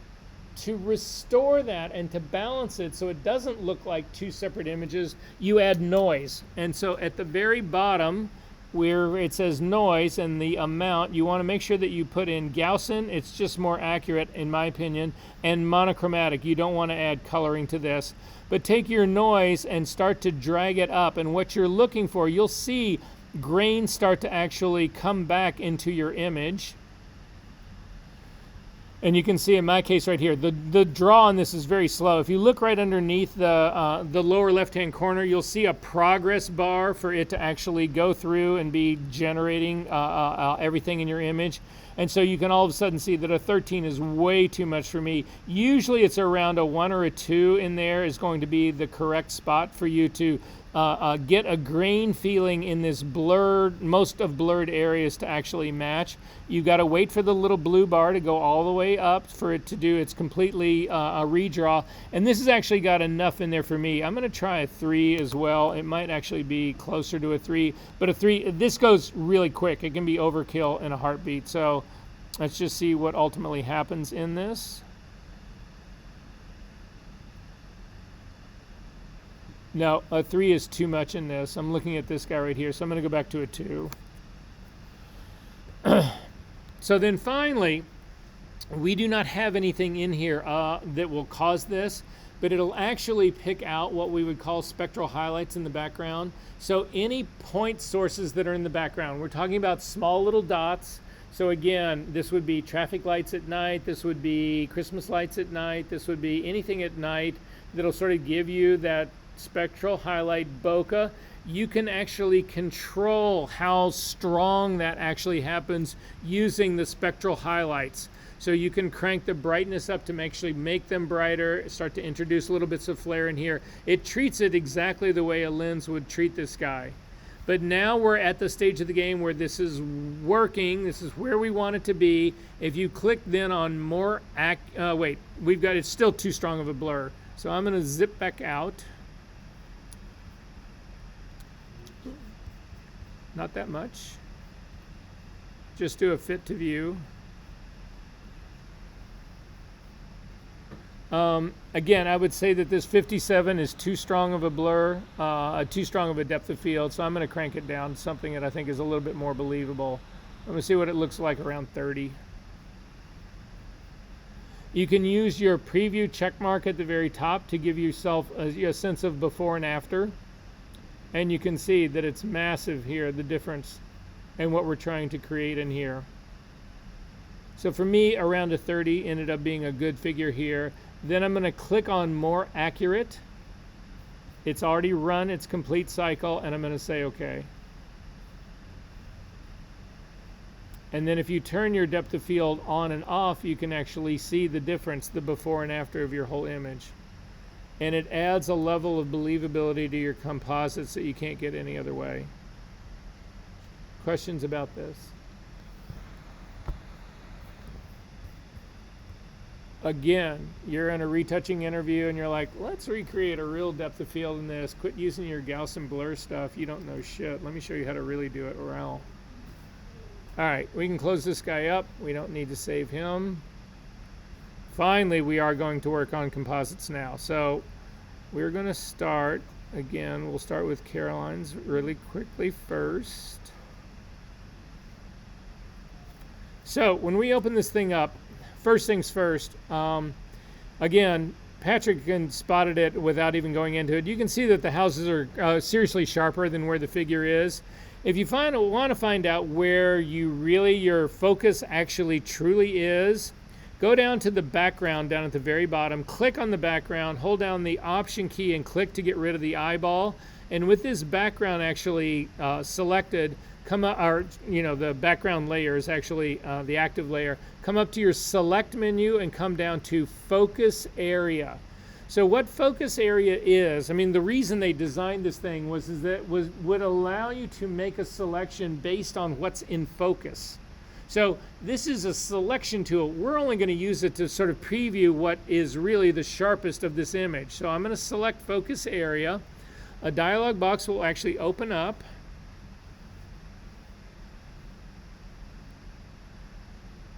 Again, this is also extremely intensive, processor intensive.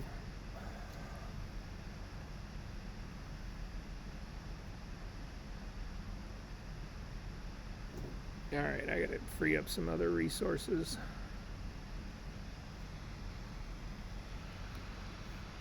So I've got a focus area of mine that's actually come up. Let me kill some other processes here really quickly though.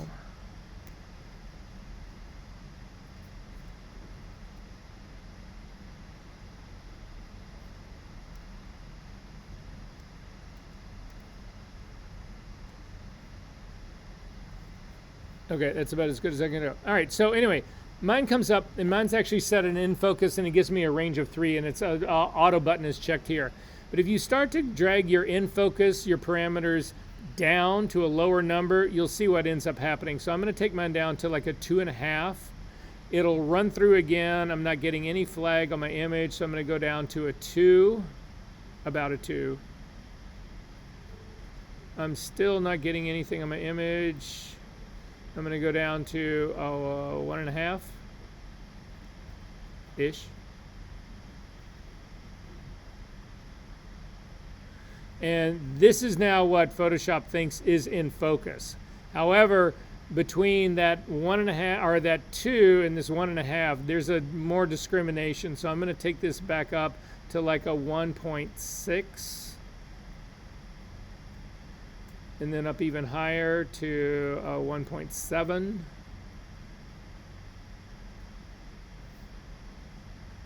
But you can see the area that's in white, and it's actually saying that it feels like the stuff that is in focus is basically the houses. That's where it's basically working. So you can hit cancel out of here. We were just doing that to preview. But if you zip in and you take a look at the grass where this figure actually is, you can see she is really sharp and that grass is not. So that's my first problem in here. There's a mismatch of focus and depth of field.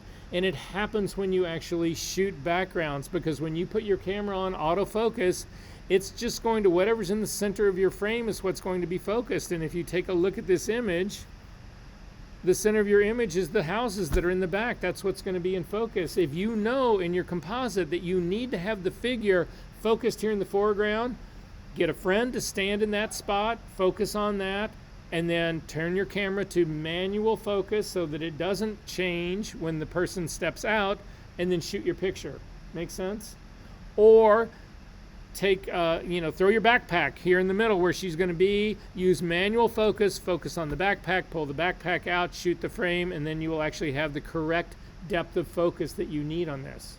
Does that make sense, everyone? What's going on here? So a couple of tricks that we could try with this. We could move the girl all the way to the back. That part would actually work. But what else is wrong with this image? When you take a look at this, what is actually not right about this image? Say what? Lighting. And what do you see is wrong? Exactly. It's the wrong girl. So the reason that I give you the two figures that I give you is one of them is top lit and the other one is side lit. The girl who's side lit, you can flip, so it doesn't matter what direction the lighting is coming from. But this, in the area where she is, what I would do, it's sort of it's a side light is happening on this. You can see it on the trees in the background. I would push her back into this more lit area, but then I would actually use the other girl that's actually side lit, and we would be much better off. Make sense? All right, we can close this guy up. We're gonna actually do some more actual compositing in just a second, but I just want to go through a couple of these things to sort of like other issues. If you double click on Stephanie's really quickly and open it up, I've got guidelines on mine that are actually showing me the size of this. I'm going to hit Command H to just hide those guidelines, but I'm going to zoom in on this image really close. I want you to zoom into her feet on the rocks and tell me, are those rocks in focus? No. Would she be able to stand on the front of that rock like that? No, not a chance, right? So what in this image is in focus? If you start to look at the plateaus that are in the back here, the rocks that are much further back behind her are much sharper, and again, much more of a ground that you could actually put her on. So I'm going to stick her back on these two rocks that are sort of a little bit to her left and a little bit further back. So I'm going to zip back out. I'm going to find the figure. Here she is right here. Now, if you'll take a look at this, in this figure right here, there's control. She's actually got color, luminosity. She's got the product of her check layers is sitting on top of all of this. I want to move everything. I'm not so worried about the check layers themselves because they're clipped, but this one check layer has got another layer mask in it. I think this is the part that opens up. Yeah, it's the part that opens up the center of her jacket. If we just select the composite and move this to the background, I'm hoping that mask, actually, this mask will go with it. So Command T, I always do a move using Control T because it'll allow me also to scale her while I'm doing it. So I'm simply going to move her to this area that's more back on the rocks that are more flat and behind and more in focus. And I'm going to just go ahead and say OK to that. And then again, I'm going to turn that, open up the center part, and you can see that's what's happened is that this layer mask did not go with her because it's the part that's opening up the tonality of her jacket.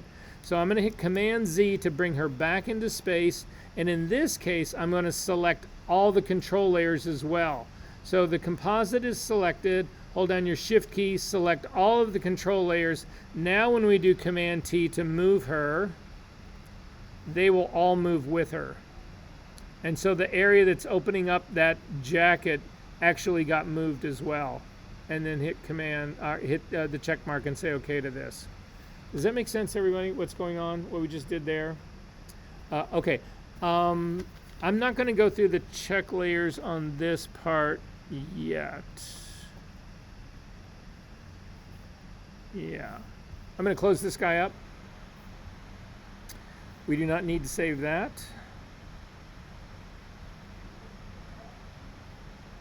Let's start with Haley's. That'll be a good one to start with. So there's a number of files that are in her folder. It's the one that's on the very beginning, the 9.1 Photoshop Composite.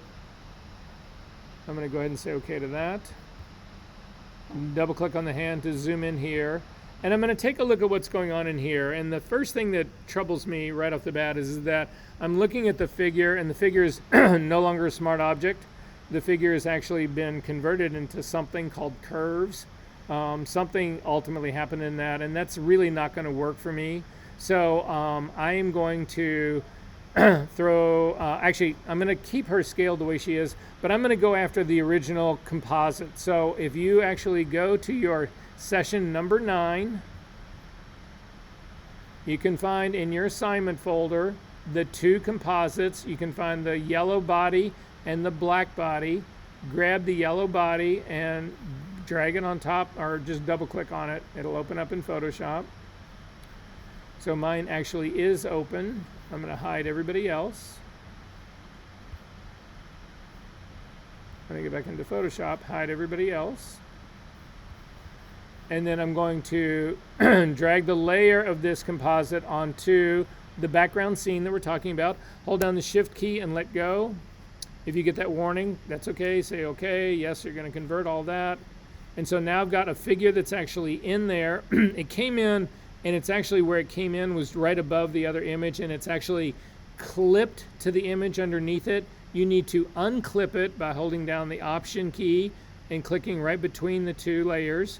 So now she's actually on the outside of it, so this part's actually pretty good. I'm going to get rid of the body part that was just there, and then I'm going to zip in here and take a look at this. I'm going to turn off her original. As a matter of fact, I'm going to throw her original one away. I'm also going to throw the shadows away, both of them.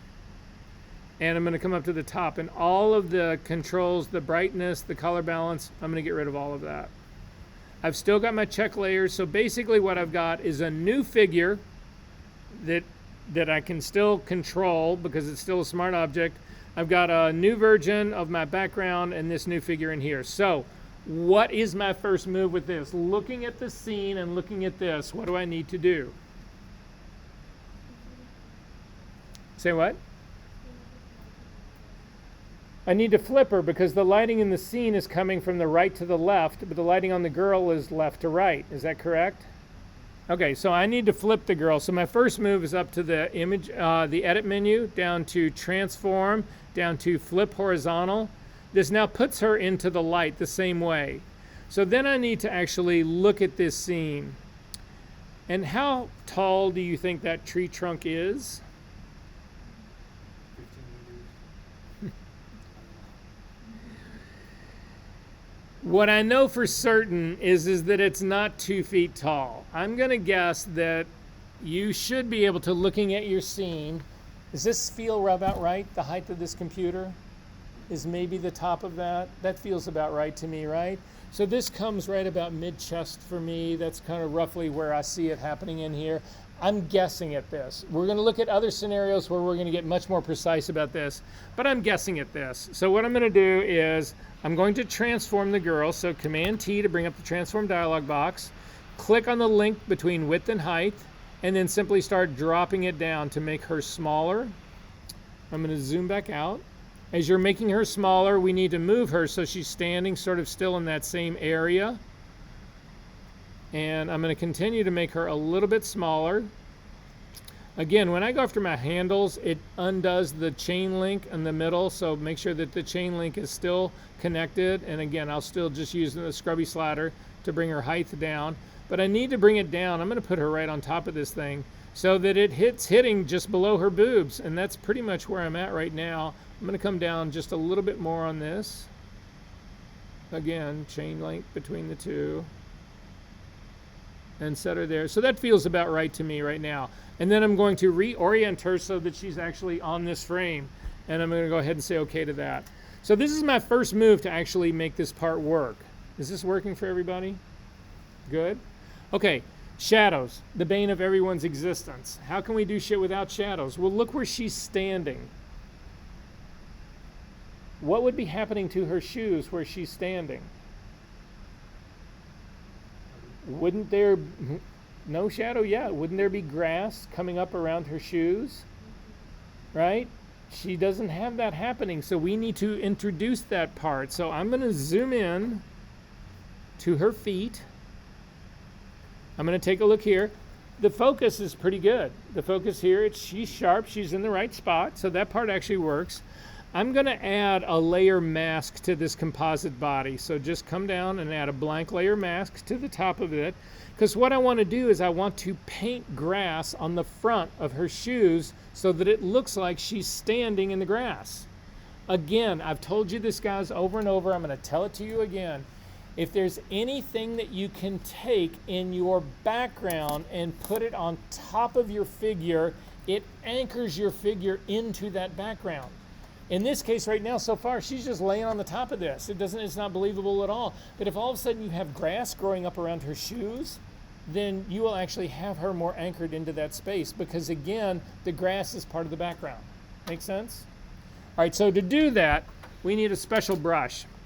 So if you hit the B key to get a brush, again, I've got a layer mask right here. So what I'm going to do is this. I'm going to try to find a grass brush, and I'm going to paint black on this layer mask to hide her shoes, which will allow the grass to come through. Does that make sense? I'm not going to try and paint grass on the top of her shoes. That'll never work. I'm just going to allow the background to show through. Make sense? All right, so the B key to get a brush, make sure that you've got your composite layer mask active. Come up to the drop-down menu. So in your drop-down menu, you've actually got a thing at the top that says Search Brushes. You want to click on Search Brushes and just type in grass. And it finds two things of grass for you that are actually in the default brush set. But you can try to go through this and find all this shit, but it's just simpler to do stuff like this. So the one that I'm going to work with right here, the one that I feel like is probably a better version of what's going on in all of this, is the one that's just called regular grass. So I'm going to pick the regular grass one right here. So it's selected. If you hover over your image right now, this flyout menu doesn't go away. I actually need it to go away. So I'm going to click just up by the word Adobe. The flyout will go away. Then if I hover over near her feet, I've got a really small brush right here. I'm going to just use my bracket keys. Again, the bracket key right next to the P key makes your brush smaller.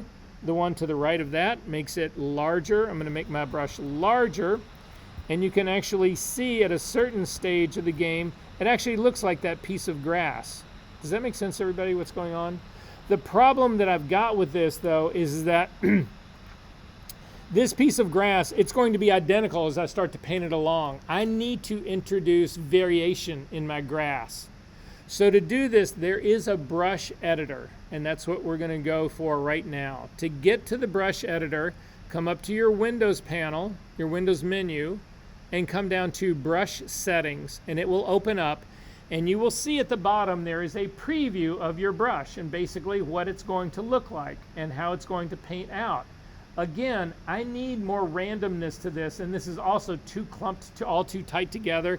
It's just all pulled in together too much. So there's ways that we can change parts of this. There's a menu on the left-hand side that has everything to do with how this brush works. This is the preview of it right down here. The first move I'm going to make is spacing. If you click on the spacing slider, again, brush tip shape is what is selected. Grab the spacing and start to pull it to the right. You can see it spreads your brush out more, which is what I really want. This is now more of the natural way I would feel like all of this stuff is interacting with her feet. So I've now lifted my spacing up. The next thing we need to click on is the next of the menu items on the left-hand side down, Shape Dynamics. If you click on Shape Dynamics, in my case, I've got a size jitter that's set to 100. Yours is probably something closer down to 0. You can see what jitter means is randomness.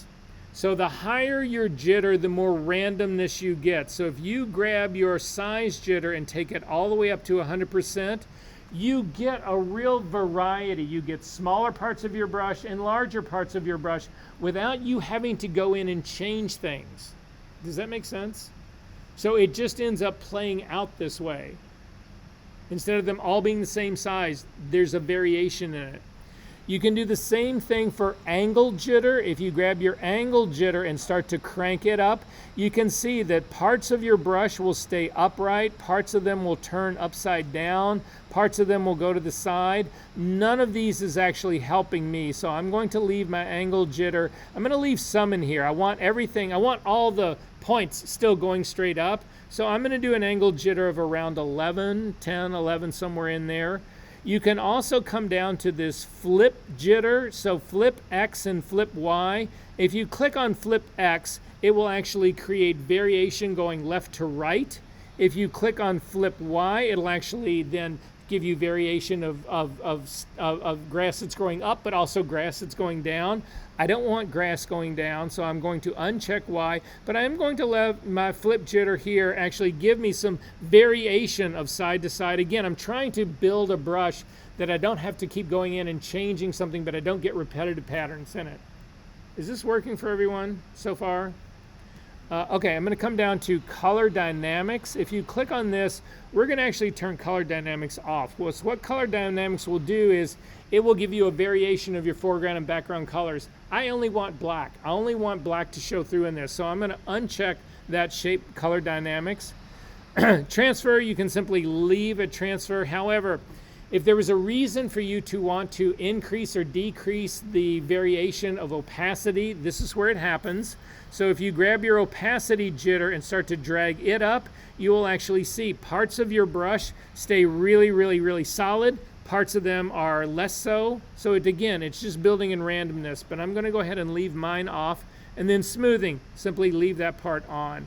And I'm ready to go now. So I'm going to collapse this guy. Black is my foreground color, which is what I want, because again, I'm trying to hide parts of her shoes on this, and I'm simply going to start to work my way across, and you can see that all of a sudden, the minute you do that, I put my drop down, my brush went from really small to gigantic. So I'm going to hit Command Z to undo that part, and then use my bracket controls to make my brush about the size that it would really be for this. So I've got my brush down now around, I don't know, it's like 40 pixels. It needs to be a little bit smaller than that because I've got variety built in here. Black is still my foreground color. I'm still working on my layer mask, and I'm simply going to start to run across the back part of her shoes to allow stuff to actually come through. And look at the difference. She's now anchored into that space, and guess what I don't need? Shadows under her shoes. So much easier. To see what this looks like before and after, hold down your shift key and click on the layer mask, and you can see she goes from not standing into this composite at all to actually being buried into that composite. Looks amazing, right? Double click on the hand to kick back out. Zoom in a little bit more. All right, so she's scaled right now. I believe she's scaled in a good size. I'm looking at the shadows on the side of her, and I'm looking at the shadows on the side of the tree. I'm looking at all the shadows on the sides of the trees here, and you can see they're considerably more open than the shadows that are on the side of her. Not much, but a little bit. She is still a smart object, so again, I get to use the perfect tools for opening up shadows in smart objects, and that is up to the image menu, down to adjustments, down to shadows and highlights. In the shadows and highlights, by definition, when this thing first opens up, it's going to give you shadows set at 35. It doesn't do anything to your highlights, which is fine. If you use your preview check mark to turn this on and off, you'll actually see the difference. And I'm not seeing any shift in this right now.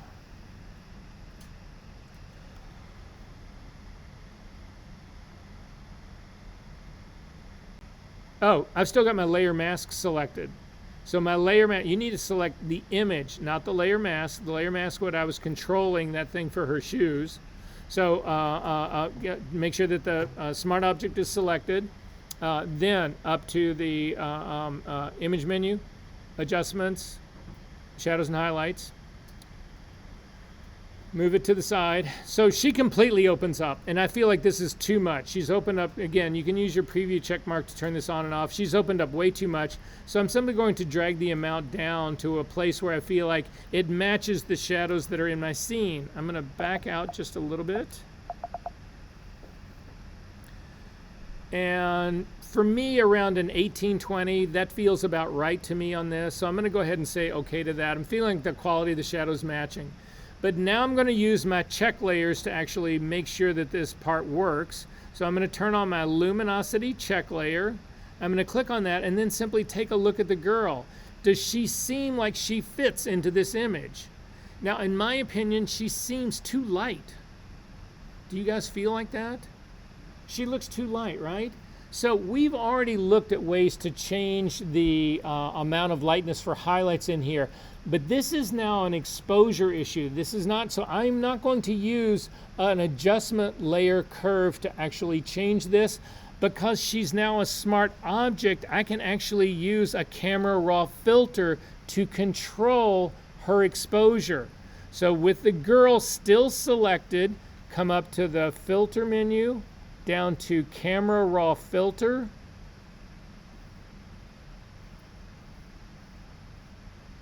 This brings her into a pseudo camera raw. Again, this is not a raw image, so I don't get this as a raw image. You'll see that all of my everything is actually all zeroed out. So in this case, all I want to do is open up my light control panel, and I'm going to knock a full half stop off of this. So I'm just going to start to take my slider down. I'm going to drag down until -1/2.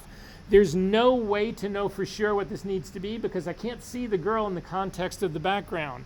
But this will get me close enough, so I'm going to go ahead and say okay to this. And if it's too much, I know to simply go back in. But now I'm looking at the image, and she completely fits into this background, wouldn't you say? From a tonal point of view. So then I can turn off of my luminosity check layer on and off. I'm going to go back down to my smart filter where it says the camera raw filter. You can actually turn it on and off as well. And you can see that in this case, I actually think it does a really solid job of matching her tonally to the background. Now, we're not done yet. We still need to check on saturation and color check layers. So I'm going to go to my color check layers. The eyeball for the group is already on, but if you open up the check layer, the color check layers group, you can see that the eyeballs for the color and the saturation are both off. So I've enabled both of those and put both of those on. And so now I can really start to balance this based on the color of my background. So I'm going to come back down to my figure. Again, I need to change the color of her. Our background, she is surrounded in these greens and very little oranges in here. I'm not so worried about, I'm just worried about a better balance in here, and she really seems like she's standing out. Now her dress is pure yellow. I'm never going to get that to match everything else, but I can get the scene of her skin to match everybody else here just a little bit better than it is right now. So to do that, make sure that you've got the girl layer selected. We are going to then add an adjustment layer on top of it. So I'm going to click on the circle icon at the very bottom that's half light, half dark, and I'm going to come up to say color balance.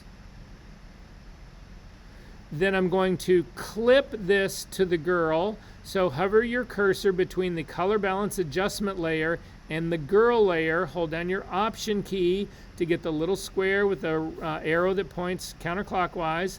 Click on it because that now clips this to the girl, so it will only change the girl color, not the entire image. And then finally you need to change the blending mode of this color layer from normal all the way down to color. Because this way, unlike a typical color shift or a color change in RGB, this way it will only change the color but not change the tone. So I'm looking at this. I'm going to zip into this just a little bit more. It looks like she needs to be shifted slightly to the blue. She needs to lose some of this warmth. So I'm going to grab the blue yellow slider, and I'm going to push it sort of towards the blue a little bit. It looks like it's just making her a little bit more red in here, so it might actually not be blue. So I'm going to zero the blue out, and I'm going to go after the cyan instead. So I'm going to grab the cyan and start to push that. And that's starting to bring in more of the sort of yellows and oranges in her skin tone that I'm really sort of hoping for. So if you want the same numbers that I've got a roughly a -31 in the yellow, in the cyan red range right here. To see what that actually looks like, we're going to go up and turn off the eyeball for our color check layers. Scroll down now a little bit and then turn this color layer, adjustment layer on and off and see what we did. And you can see it's actually sucked out a lot of that red, which puts her more into this space. From a color point of view, she was odd man out that was sitting there blown out, whatever, but she's now considerably more in line with the way the light is falling on the tree, the color on the tree, everything else. It's a vast improvement on that. So then finally, to gild the lily in all of this is my saturation check layer. I'm going to click on that guy. I'm not going to worry about the dress. The dress is the outlier. The dress is always going to be more saturated. What I'm really looking at is her skin tone. And with the exception of her lips, her skin tone is actually matching the saturation of this background really well. Remember, in saturation check layer, the lighter something is and what we're looking at is more saturated, the darker it is, the less saturated. And so you can see she's actually matching these trees pretty well in the sort of aggregate of it all. So I'm going to turn off my saturation check layer. I'm going to zip back out just a little bit. And in my money, I think that this has become a very successful composite. So I'm going to come over and I'm going to do a snapshot in history of this. So if you look at your history tab at the very bottom, there's a little camera. Click on it. You can just leave it named snapshot number 1. I just want to be able to see what it looked like when Haley did it and where I am now. So I'm going to scroll up to the very top, and you'll see there's 2 layers at the very top. There's Haley's, and then there's the one called snapshot number 1. I'm going to click back on Haley, and you can see giant red girl, and then click back down on mine. Girl who actually belongs in that space. No, I mean, it's an eye-opener. No? Yeah. Doesn't she feel like she belongs there now? Right? All right. Questions about this? Are we good? Did everybody get through that? All right. So, guys, I don't know any other way to really teach you how to composite other than doing exactly this. So we are going to spend the rest of the day. It's 4 o'clock. We've got another hour to go. So I'm just going to spend the rest of the day working on these. If I don't get through everything that I wanted to get through, we will continue to do a few more of them again next week. But I just want to give you the experience about how I approach this stuff, the things that I look at, the things that I consider, and have you do this with me. It will jumpstart your compositing in a massive way. Are we okay with this? Okay. So that guy you can close up. Let's take a look at what our next one's going to be. I'm looking for things that have different issues. I don't want to say problems, but different issues in this. Let's go, actually here. Let's go to Mia's really quickly. So we're jumping around, but we'll get to taking a look at a bunch of other ones in just a second. But we take a look at Mia's really quickly. Go ahead and open this guy up. And take a quick peek at this one. So at first glance, this looks pretty good to me, right?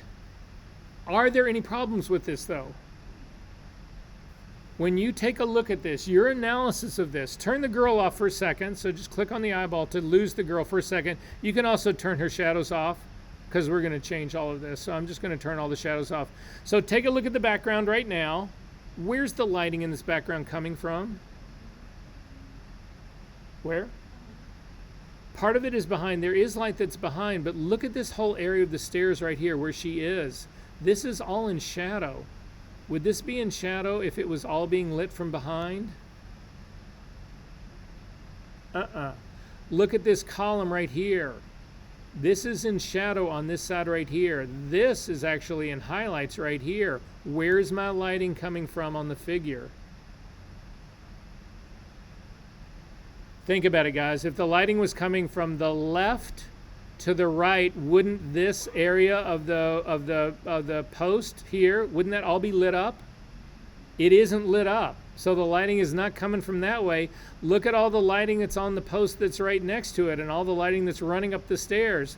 The lighting on the girl's actually coming from the right-hand side, not the left. Right? Turn the girl back on. Where's the problem? She needs to be flipped. It's the wrong side. So first thing I'm going to do with the girl actually selected is I'm going to flip her. So come up to the image menu. I'm sorry, the edit menu, down to transform, down to flip horizontal. She's much better off at this stage of the game right now. There's a bunch of, again, hue saturation, color, all that kind of stuff. I want to throw all of those away. We're going to start from scratch here. So I'm going to get rid of all of those. In my highlight and shadows, I'm going to double click on that just to see what she has in here. She's got a little bit of shadow lift in here. Not a whole lot that's actually happening in here, but a little bit. So I'm going to go ahead and leave that for the time being right now. I am going to turn on my luminosity check layer. And when I take a look at this, what do you see? What is your reaction to this? Is the girl too light, too dark, or perfectly there in tone? She's too light. So again, we could put a curve on the top of that, but the problem with using a curve on this is that if you only needed to knock down the highlights and not the whole figure, then putting a curve on here would work great. But we need to knock down the whole figure as if she was in there and exposed when that background was exposed. So instead of using a curve to do that, again, I'm going to use the camera raw filter on this. So I'm going to select the girl, make sure she is active, come up to the filter menu, come down to camera raw filter. Do not pick the version of camera raw at the top. The reason that thing exists at the top is that what it lets you do is that it lets you apply this exact filter that you used before. Well, I'm going to completely change this exposure. I don't want to use the numbers that I put in before. So instead of picking this, come back down to the camera raw filter. Dialog box will actually open up. And again, I'm going to knock a full half a stop off of this and just see what I think is going to happen. So I'm going to take it down to a -5 and say OK. And then again, if I want to see the difference, Command Z and Command Z. Did we take this too far down? Feels like it a little bit to me. So I'm going to double click on the camera raw filter to open it back up. And instead of taking this down a full half a stop, I'm actually going to only knock it down a third. So I'm going to go up to a -0.3 instead of a -5 and say OK. So I'm taking a third of a stop off of her instead of a half a stop off of her. And now this feels balanced to me. Does it feel balanced to you guys? Okay, what about her size? Any idea?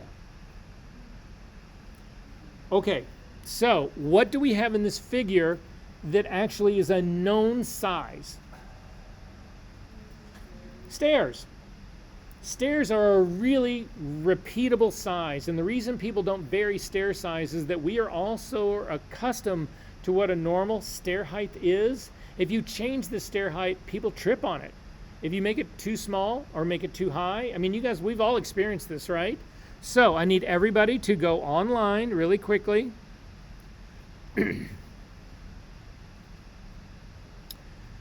I'm in Chrome right now. I'm going to do a search for average stair height or standard. Do standard.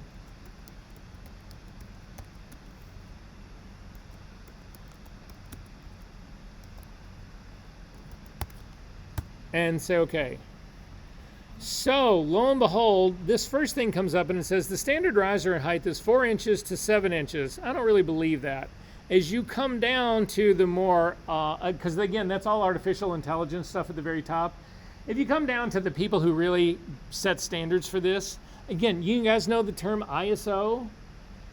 Those people don't just do film. Those people do fucking everything in the world, right?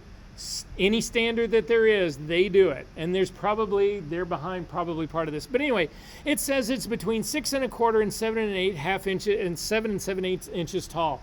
I'm just going to say 7 inches. I'm going to pick a spot right in the middle. I'm going to say a stair should be 7 inches tall. Does that make sense to everybody? Again, what we're doing right now, guys, nobody does this shit. I am going to change your compositing life right now. Because this girl is massively misscaled. Massively. You look at it, you just think there's something wrong. We don't know what's wrong. It's the scale. It can be perspective, but scale is a big part of that, right? So 7 inches tall is going to be my stair standard, right? So I have a piece of paper that I keep next to me, and I write down 7 inches for the staircase on this. All right, we're going to go back to our image right now. And back in our image, I'm not going to worry about the girl where she's positioned right now. I'm just going to look at this stair step right here. And so she is close to this stair step part. I'm actually going to push her slightly back. I'm going to move her. So I'm going to hit the V key with the girl selected, and I'm going to just bring her next to the step. So I'm going to put her in here because I need to be able to get a stair height right here and then compare it to her. So I'm just going to, I can move her around later on, but I'm just going to keep her in close because it's easiest for me to see. And then if you come over to your, tools palette and come down, you're looking for the same tool that is the eyedropper. So the eyedropper tool, if you click on that and come out, you can actually come up with the ruler tool. So again, the eyedropper tool down to ruler tool. And then in your readout, in your info palette, you will have width and height readings. Now, I always want my stuff to be in pixels. You can do these transforms using inches to inches, but it's easiest to do this in pixels. So you need to have your ruler still showing. Again, if you don't have your ruler showing, come up to your view menu, down to put a check mark next to rulers. Then hover over your ruler, hold down your control key, or if you're on Windows, a right click, or if you're on a Mac tablet, a laptop, double finger swipe. Nonetheless, you'll get a drop down menu. You want to get your readout in pixels. If your ruler is reading out in pixels, then your info palette will also read out in pixels. Then I'm going to grab a guideline and I'm going to drag it down to the bottom of the stair steps and the bottom of her shoes. And then I'm going to drag another guideline down to just the top of the stairs that I figure are right next to her feet. So this is going to be the space. This is what should be 7 inches tall. Does that make sense, everybody, what I'm going for here? Questions? All right, I'm going to hover my cursor over the lower guideline. It's again the ruler tool. I'm going to click and drag up. But to get your ruler so that it only goes straight up, it doesn't go at an angle, hold down your shift key. It will restrict it. You'll see you either get straight up, 45 degrees, 90 degrees, whatever. But we're going to go straight up, and it should snap to the other guideline. And then you can take a look. And what we are looking at now is in my info palette that the step is 669 inches tall. Not inches tall, pixels tall. Does this make sense to everybody?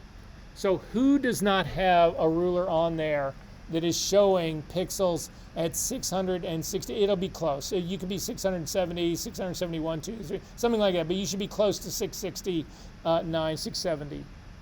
Is everybody good on this part? Yes? Okay. You don't need to do this. Just watch my screen. I'm going to show you how you do the math for all of this.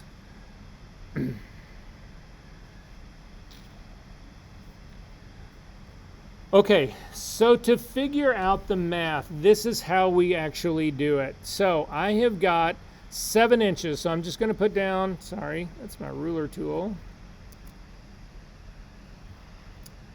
I'm going to grab the B key to get a brush, change it back to a normal brush.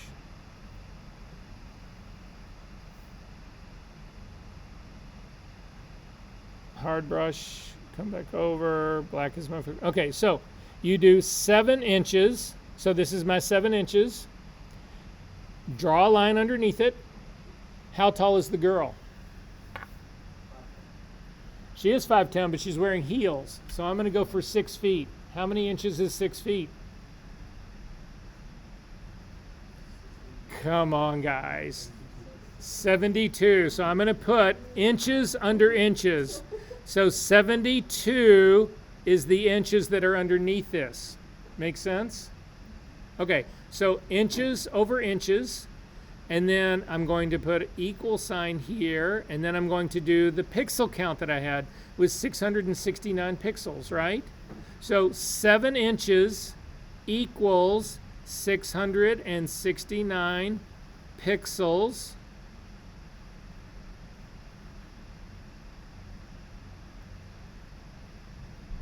Line underneath this, X. What we're trying to do is figure out how many pixels 72 inches will be. Does this make sense, everybody? I know this is not a math class. I know everybody in here is math phobic. But is this making sense what I'm going after to do right here? I know how many pixels tall the step is. I know how many inches it is. I know how many inches the girl is. I just need to figure out how many pixels that translates to. So the way you do this is called cross multiplying. So watch my screen here really quickly. You don't need to do this. I'm going to bring up my calculator. And the way cross multiplying works is this. You take the 2 diagonal numbers that you have. I don't have 2 values right here. I've only got these 2 values right here. You multiply those by each other, and then you divide by the third digit that's up here. So you multiply. So the way you figure out this value for X is that 72 times 669 divided by 7 will equal this. So in my little calculator right here, so I'm doing 72 times 669 divided by 7.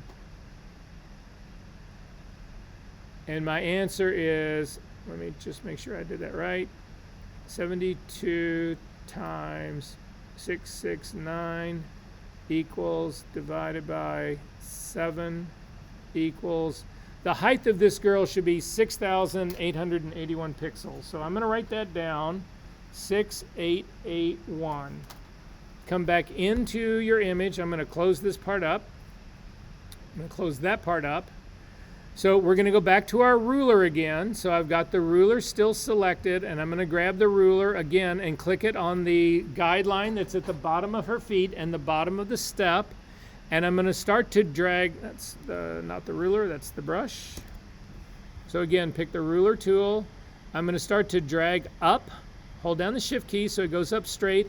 And what I'm looking at is the height readout right here in my info palette. And again, I want that thing to go up to 6881. That's what I'm looking for here. So 6881.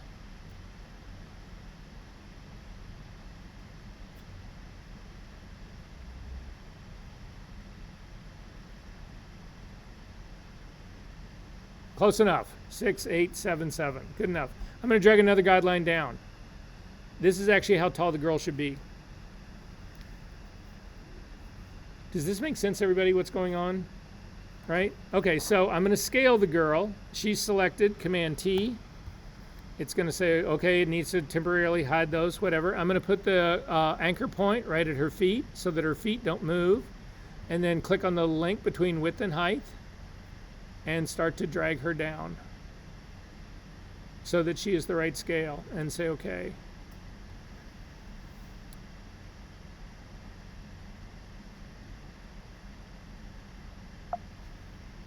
So all of my guidelines, I can get rid of all of this, but temporarily I'm just going to hide them. Command H will hide everything.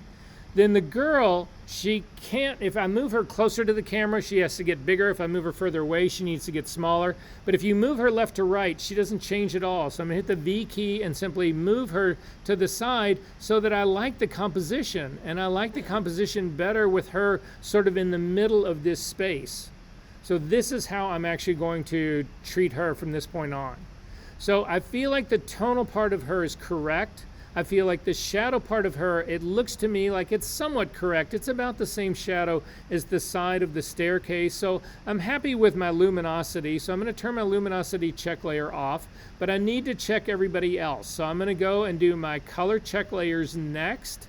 I'm going to turn them on, and you can see that again, the space is really dominated by much more yellow than her skin tone. So her skin tone needs a shift into a yellow, into more of that. So to do that, I'm going to come down and select the girl. I'm going to add a color balance layer on top of this. Again, I ignore the dress in this. It's a primary color. There's nothing that's going to match it, and that's fine. But I'm going to click on this to add a color balance adjustment layer. I'm going to hover before I do anything else, hover between the girl and the color balance layer, hold down your Option key and click to clip this so that it only changes the color of the girl. Then finally change the blending mode of that color layer from normal down to color so that it only changes color, not tone.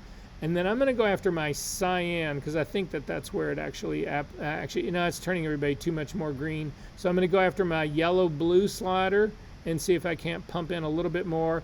And that's actually shoving in a little bit more blue in her. A little bit more yellow in her. So I'm up to a -23 in my yellow. That feels about right.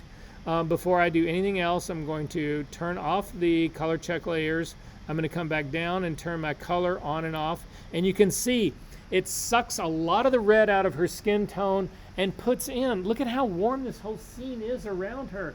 That is now matching her in color. Don't you believe? And then finally, my saturation check layer. I'm going to click on my saturation check layer. Again, ignore the skirt. It's always going to be more. But when I look at this, her face is pretty close to the saturation level that I've got on the ground and a couple of other things that are happening in here. So I'm feeling pretty good about where the saturation level is in here as well. So I don't feel like there's a need to change any of that. So for me, she is now anchored well in this space. I can believe she's in this space, and if I could crop this thing, I would probably crop it so I don't have to deal with her fucking shoes. But anyway, you get where this is all going. Are we good on this part? Okay, couple of challenges that we've still got. We have no shadows for her yet. I'm going to save that for last because I want to make sure we can get through the rest of this. But the first thing I said was, where's the lighting come from? And somebody said it's coming from the stairs. That is backlighting. It is the hardest thing to imitate in Photoshop because, again, it's not the lighting. It's not the real lighting, right? So I want to point this out to everybody in here. There's a PDF about how to do backlighting. So if you take a look in our channel number 10, I think that's where it is. Let's go to session number 9. In session number 9, oh, you guys may not have this. Will you look in your session number 9 and see if you've got backlight in Photoshop? I don't think you did. So I'm going to send you this PDF. But if we take a look at this PDF, there's instructions about here. We are going to go through these instructions really quickly to try to create the sense of a backlight in this girl. Is everybody good for that part? That's going to be our goal here. All right, hang on one second. I need this recipe for myself. Bless you.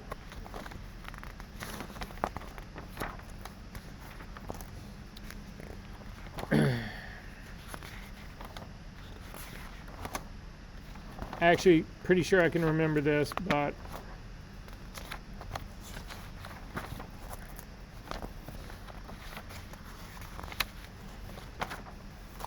yeah, I don't have this thing printed out. So anyway, I'm just going to open it up and I can refer to it if I don't remember it. What were you going to say, Patrick? Okay. So your first move in this. So everybody, please do this with me.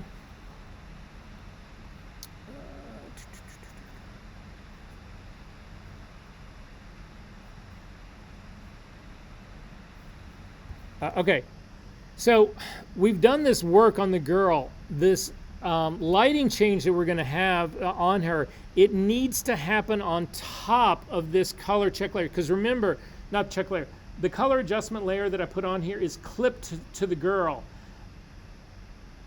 I still need to clip what I'm going to do, but I don't want to color the edge light that I'm putting on her.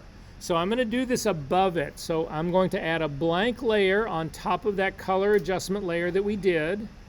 I'm going to hover over the, actually I'm going to fill it with white first so you can actually see what's going on. So I need to fill this thing completely with white. White is my background color, so I'm going to hit Command Delete. It fills the image, my entire image, with white. If we now hold down your, hover between this backlight layer and the color layer that's underneath it, hold down your Option key. We are going to clip this down, and you'll see now the outline of the girl is in complete white. I mean, the figure is completely white. So that comes from the clipping part of it. I'm now going to actually load the girl as a selection. So come down to the smart object that is the girl. Hold down your Command key, click to load this as a selection. And you can see it gives you the exact outline of this girl, which is fine. However, what I need to do is, again, how do edge lights work? Well, edge lights tend to start at the very edge, and as they wrap around the figure, then they fade as they go in, because edge lights don't completely cover a figure, right? That's what we're going to try to do here. So I'm going to, once I get this selection going now, I'm going to contract it. I need to bring the selection in tighter. So up to the Select menu, down to Modify, down to Contract. So again, I've got marching ants going on the outline of the girl. I need to pull this selection in tighter. So up to the Select menu, down to Modify, down to Contract. And then when this opens up, it doesn't give you a preview. So I'm going to just leave it at 20 pixels. If it turns out it's too much, I just hit Command Z and do it again and use a smaller pixel count. If I turn out that it's not enough, I hit Command Z, come back. So anyway, I'm going to go ahead and say OK to this. And you can see it comes in a little bit. But is this the amount that would come in on an edge light? Wouldn't an edge light come in more on this? Probably. Yes. Where are you at? Do you have the white figure? Okay, so go down to the smart object of the girl, command click the smart object. It loads her as a selection. Up to the select menu, down to modify, down to contract, and I put in 20 pixels. Now, I don't think this is enough. So I'm gonna hit Command Z to undo that, and I'm gonna go right back to it. Select menu, modify, contract, and I'm gonna try 30 pixels and say okay. This feels better to me. I might even go 40 pixels on this, but I'm gonna try 30 right now. We'll see how it goes. If it doesn't work, you have to start the whole process all over again, but at least you'll know, right? So now you need to make sure that this white layer that you've got, actually I'm gonna double click on that white layer and I'm just gonna call it backlight or edge light.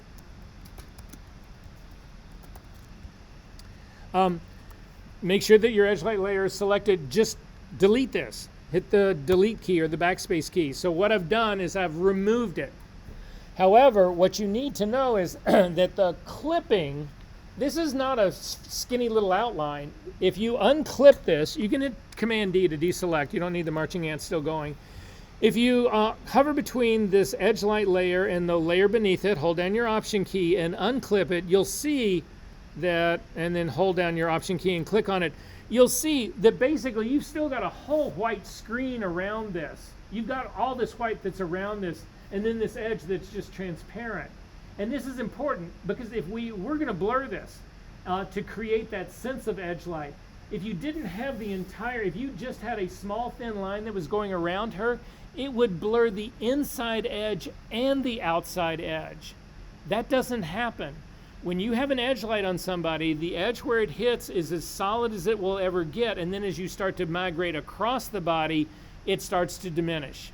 It doesn't start soft, get stronger, and then get soft again. So that's why we can't do this just by outlining her. Does that make sense, everyone?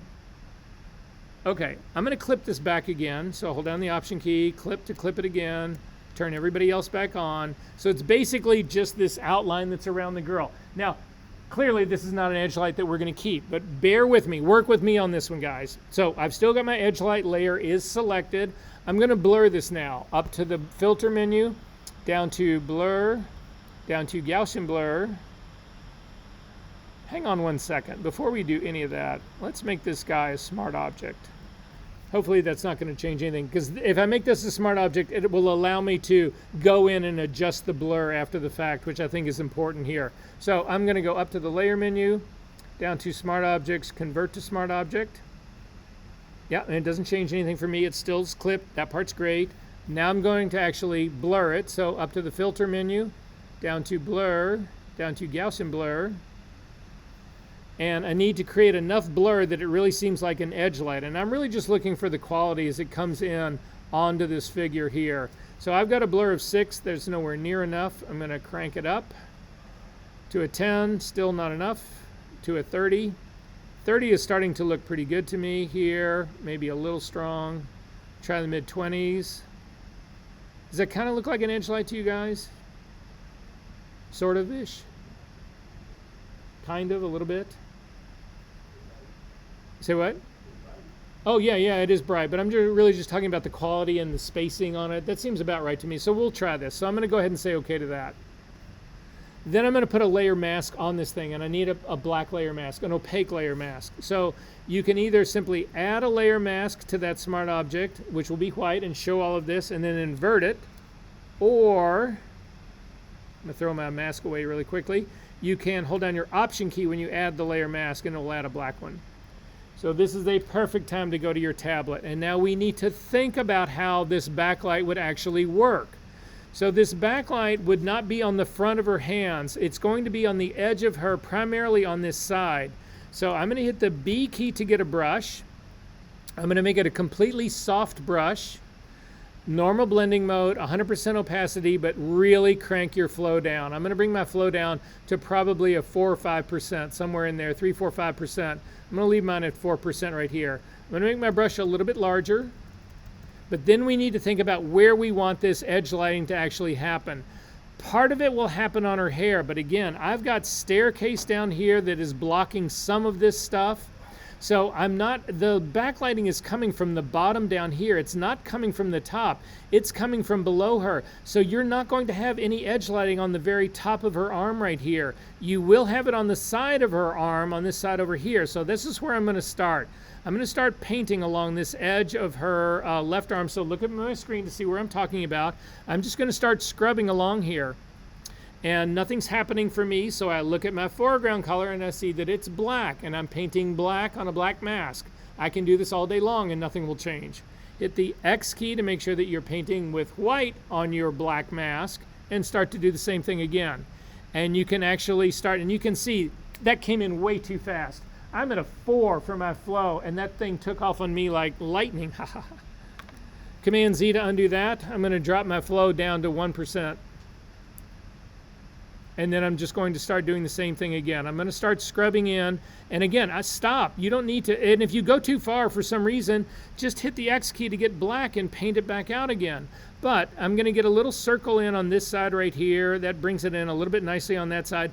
There might be some edge lighting on the bottom of her arm, so I'm going to bring in a small little amount on that. There would be nothing on the top of her arm because the light is underneath her.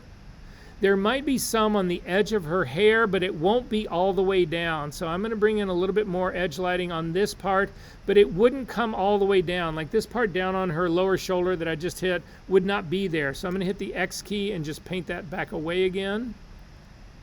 Then I'm going to, there would be a little bit on the side of her body, so I'm bringing in just a little bit of that. There would be some on this edge of her dress that's right over here, so I'm bringing in a little bit of that.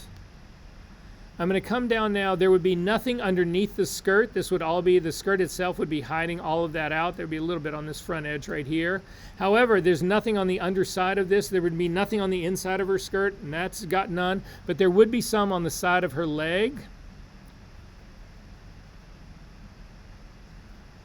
And it probably wouldn't go all the way down to her shoes. Then in her other leg, her left leg is actually hiding a lot of the backlight that would hit her right leg, but I think a small part right on the shin of her right leg would actually be clipped by a little bit of it. So I'm going to add just a little touch in that side over there. There may be some on the other side of her that would be coming in sort of on the top part in here, so I can add just a little bit in there. Although I don't believe that's true, because there would be more on the background if we did that. So I'm going to undo that part. I'm not going to keep that part here. There would probably be a small amount on the underside of her other arm. So I'm going to bring in a little bit of that edge lighting underneath her other arm there. There might be a little bit on her back on this edge back in here, but not a whole lot in there, because again, she's turned out of that light. So again, I don't believe that. So I'm going to get rid of that part. Her upper hand that's in the air, there might be a small amount on that part as well. But again, keep this pretty subtle in here. I'm going to double click on the hand and kick back out. And now take a look at what you've just done. So this is the turning off and this is the turning on.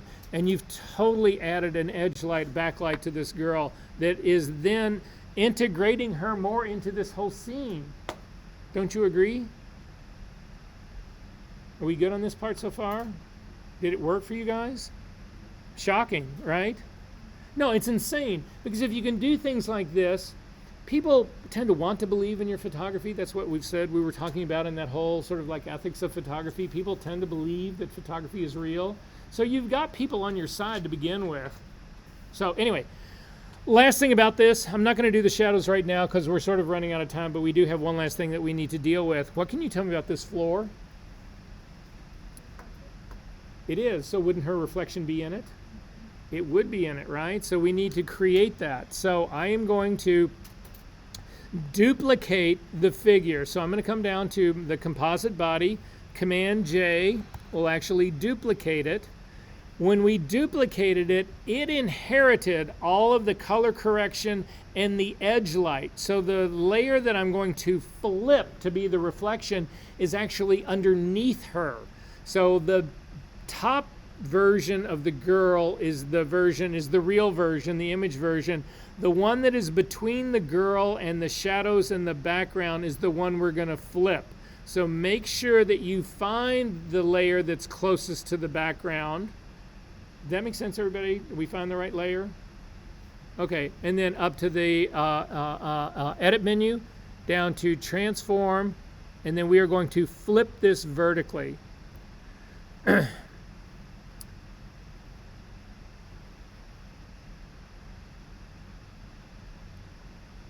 And you can see the girl is now, there's a version of the girl that's right behind this one. Again, it's this layer right here. It's the one that's underneath. Again, she's between the background and this figure on the foreground. So I'm going to select her, hit the V key to get the move tool, and then simply drag her down so that her shoes match.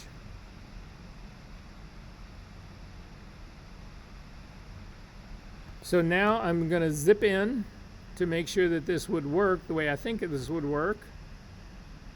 Again, if you get, like, they're just barely apart, and it's really hard to use your mouse to actually get them together. So just use your arrow keys and just tap it up slightly so that they do come together. And then finally, I'm going to drop the opacity of this layer considerably. So I'm going to start to drag it down to the way it would actually be as a reflection. So I'm down to around a 30%. So this is my reflection. But also this floor is not a perfect mirror. Her feet, that her whole reflection part would be a slightly softer. So again, I've got the girl is selected right here. I'm simply going to add a small Gaussian blur to it. So up to the blur menu, down to Gaussian blur. And mine comes in at 30 something because that's where it was before. I'm just zooming in so I can take a look at this. And I'm going to drop my blur down to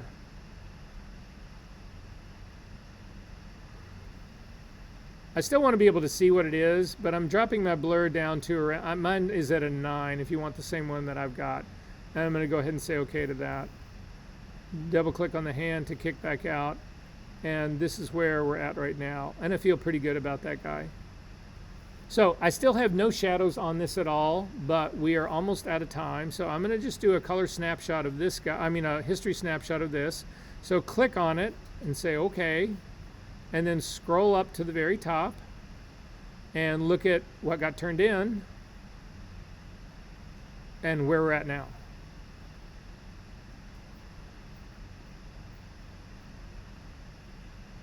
Insane. Questions? About the noise.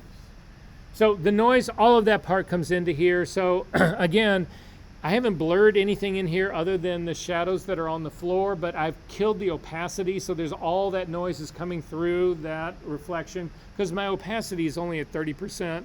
So I'm not even sure. I mean, you can zip in and look at it, but I'm not sure you would know. You certainly could add noise to this. But I've already got, look at all this noise that's sitting right in here on this because it's so, the opacity's dropped. So I don't really, I think if I add anything more, it would actually stand out. The noise on the girl. What about her?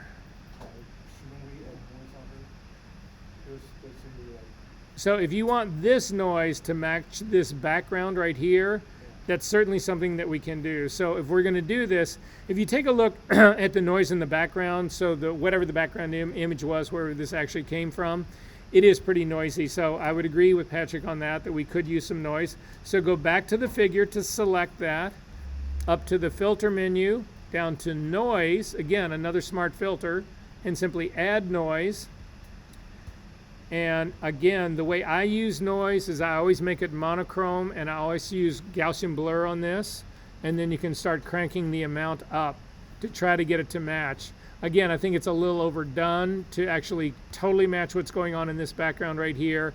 But if I use my preview and turn this on and off, I'm going to do a noise of 4 and then turn my preview on and off.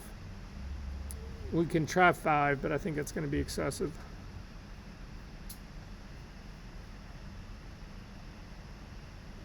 Actually, 5 is pretty close to the noisy part of the background. So, yeah, we can leave it there and say OK. Questions about any of this? So again, I know I keep telling you about your interview when you go for those retouching jobs, but the minute you say to somebody, well, yeah, in that composite, don't we need to add backlight to the girl? they are just going to look at you like, what?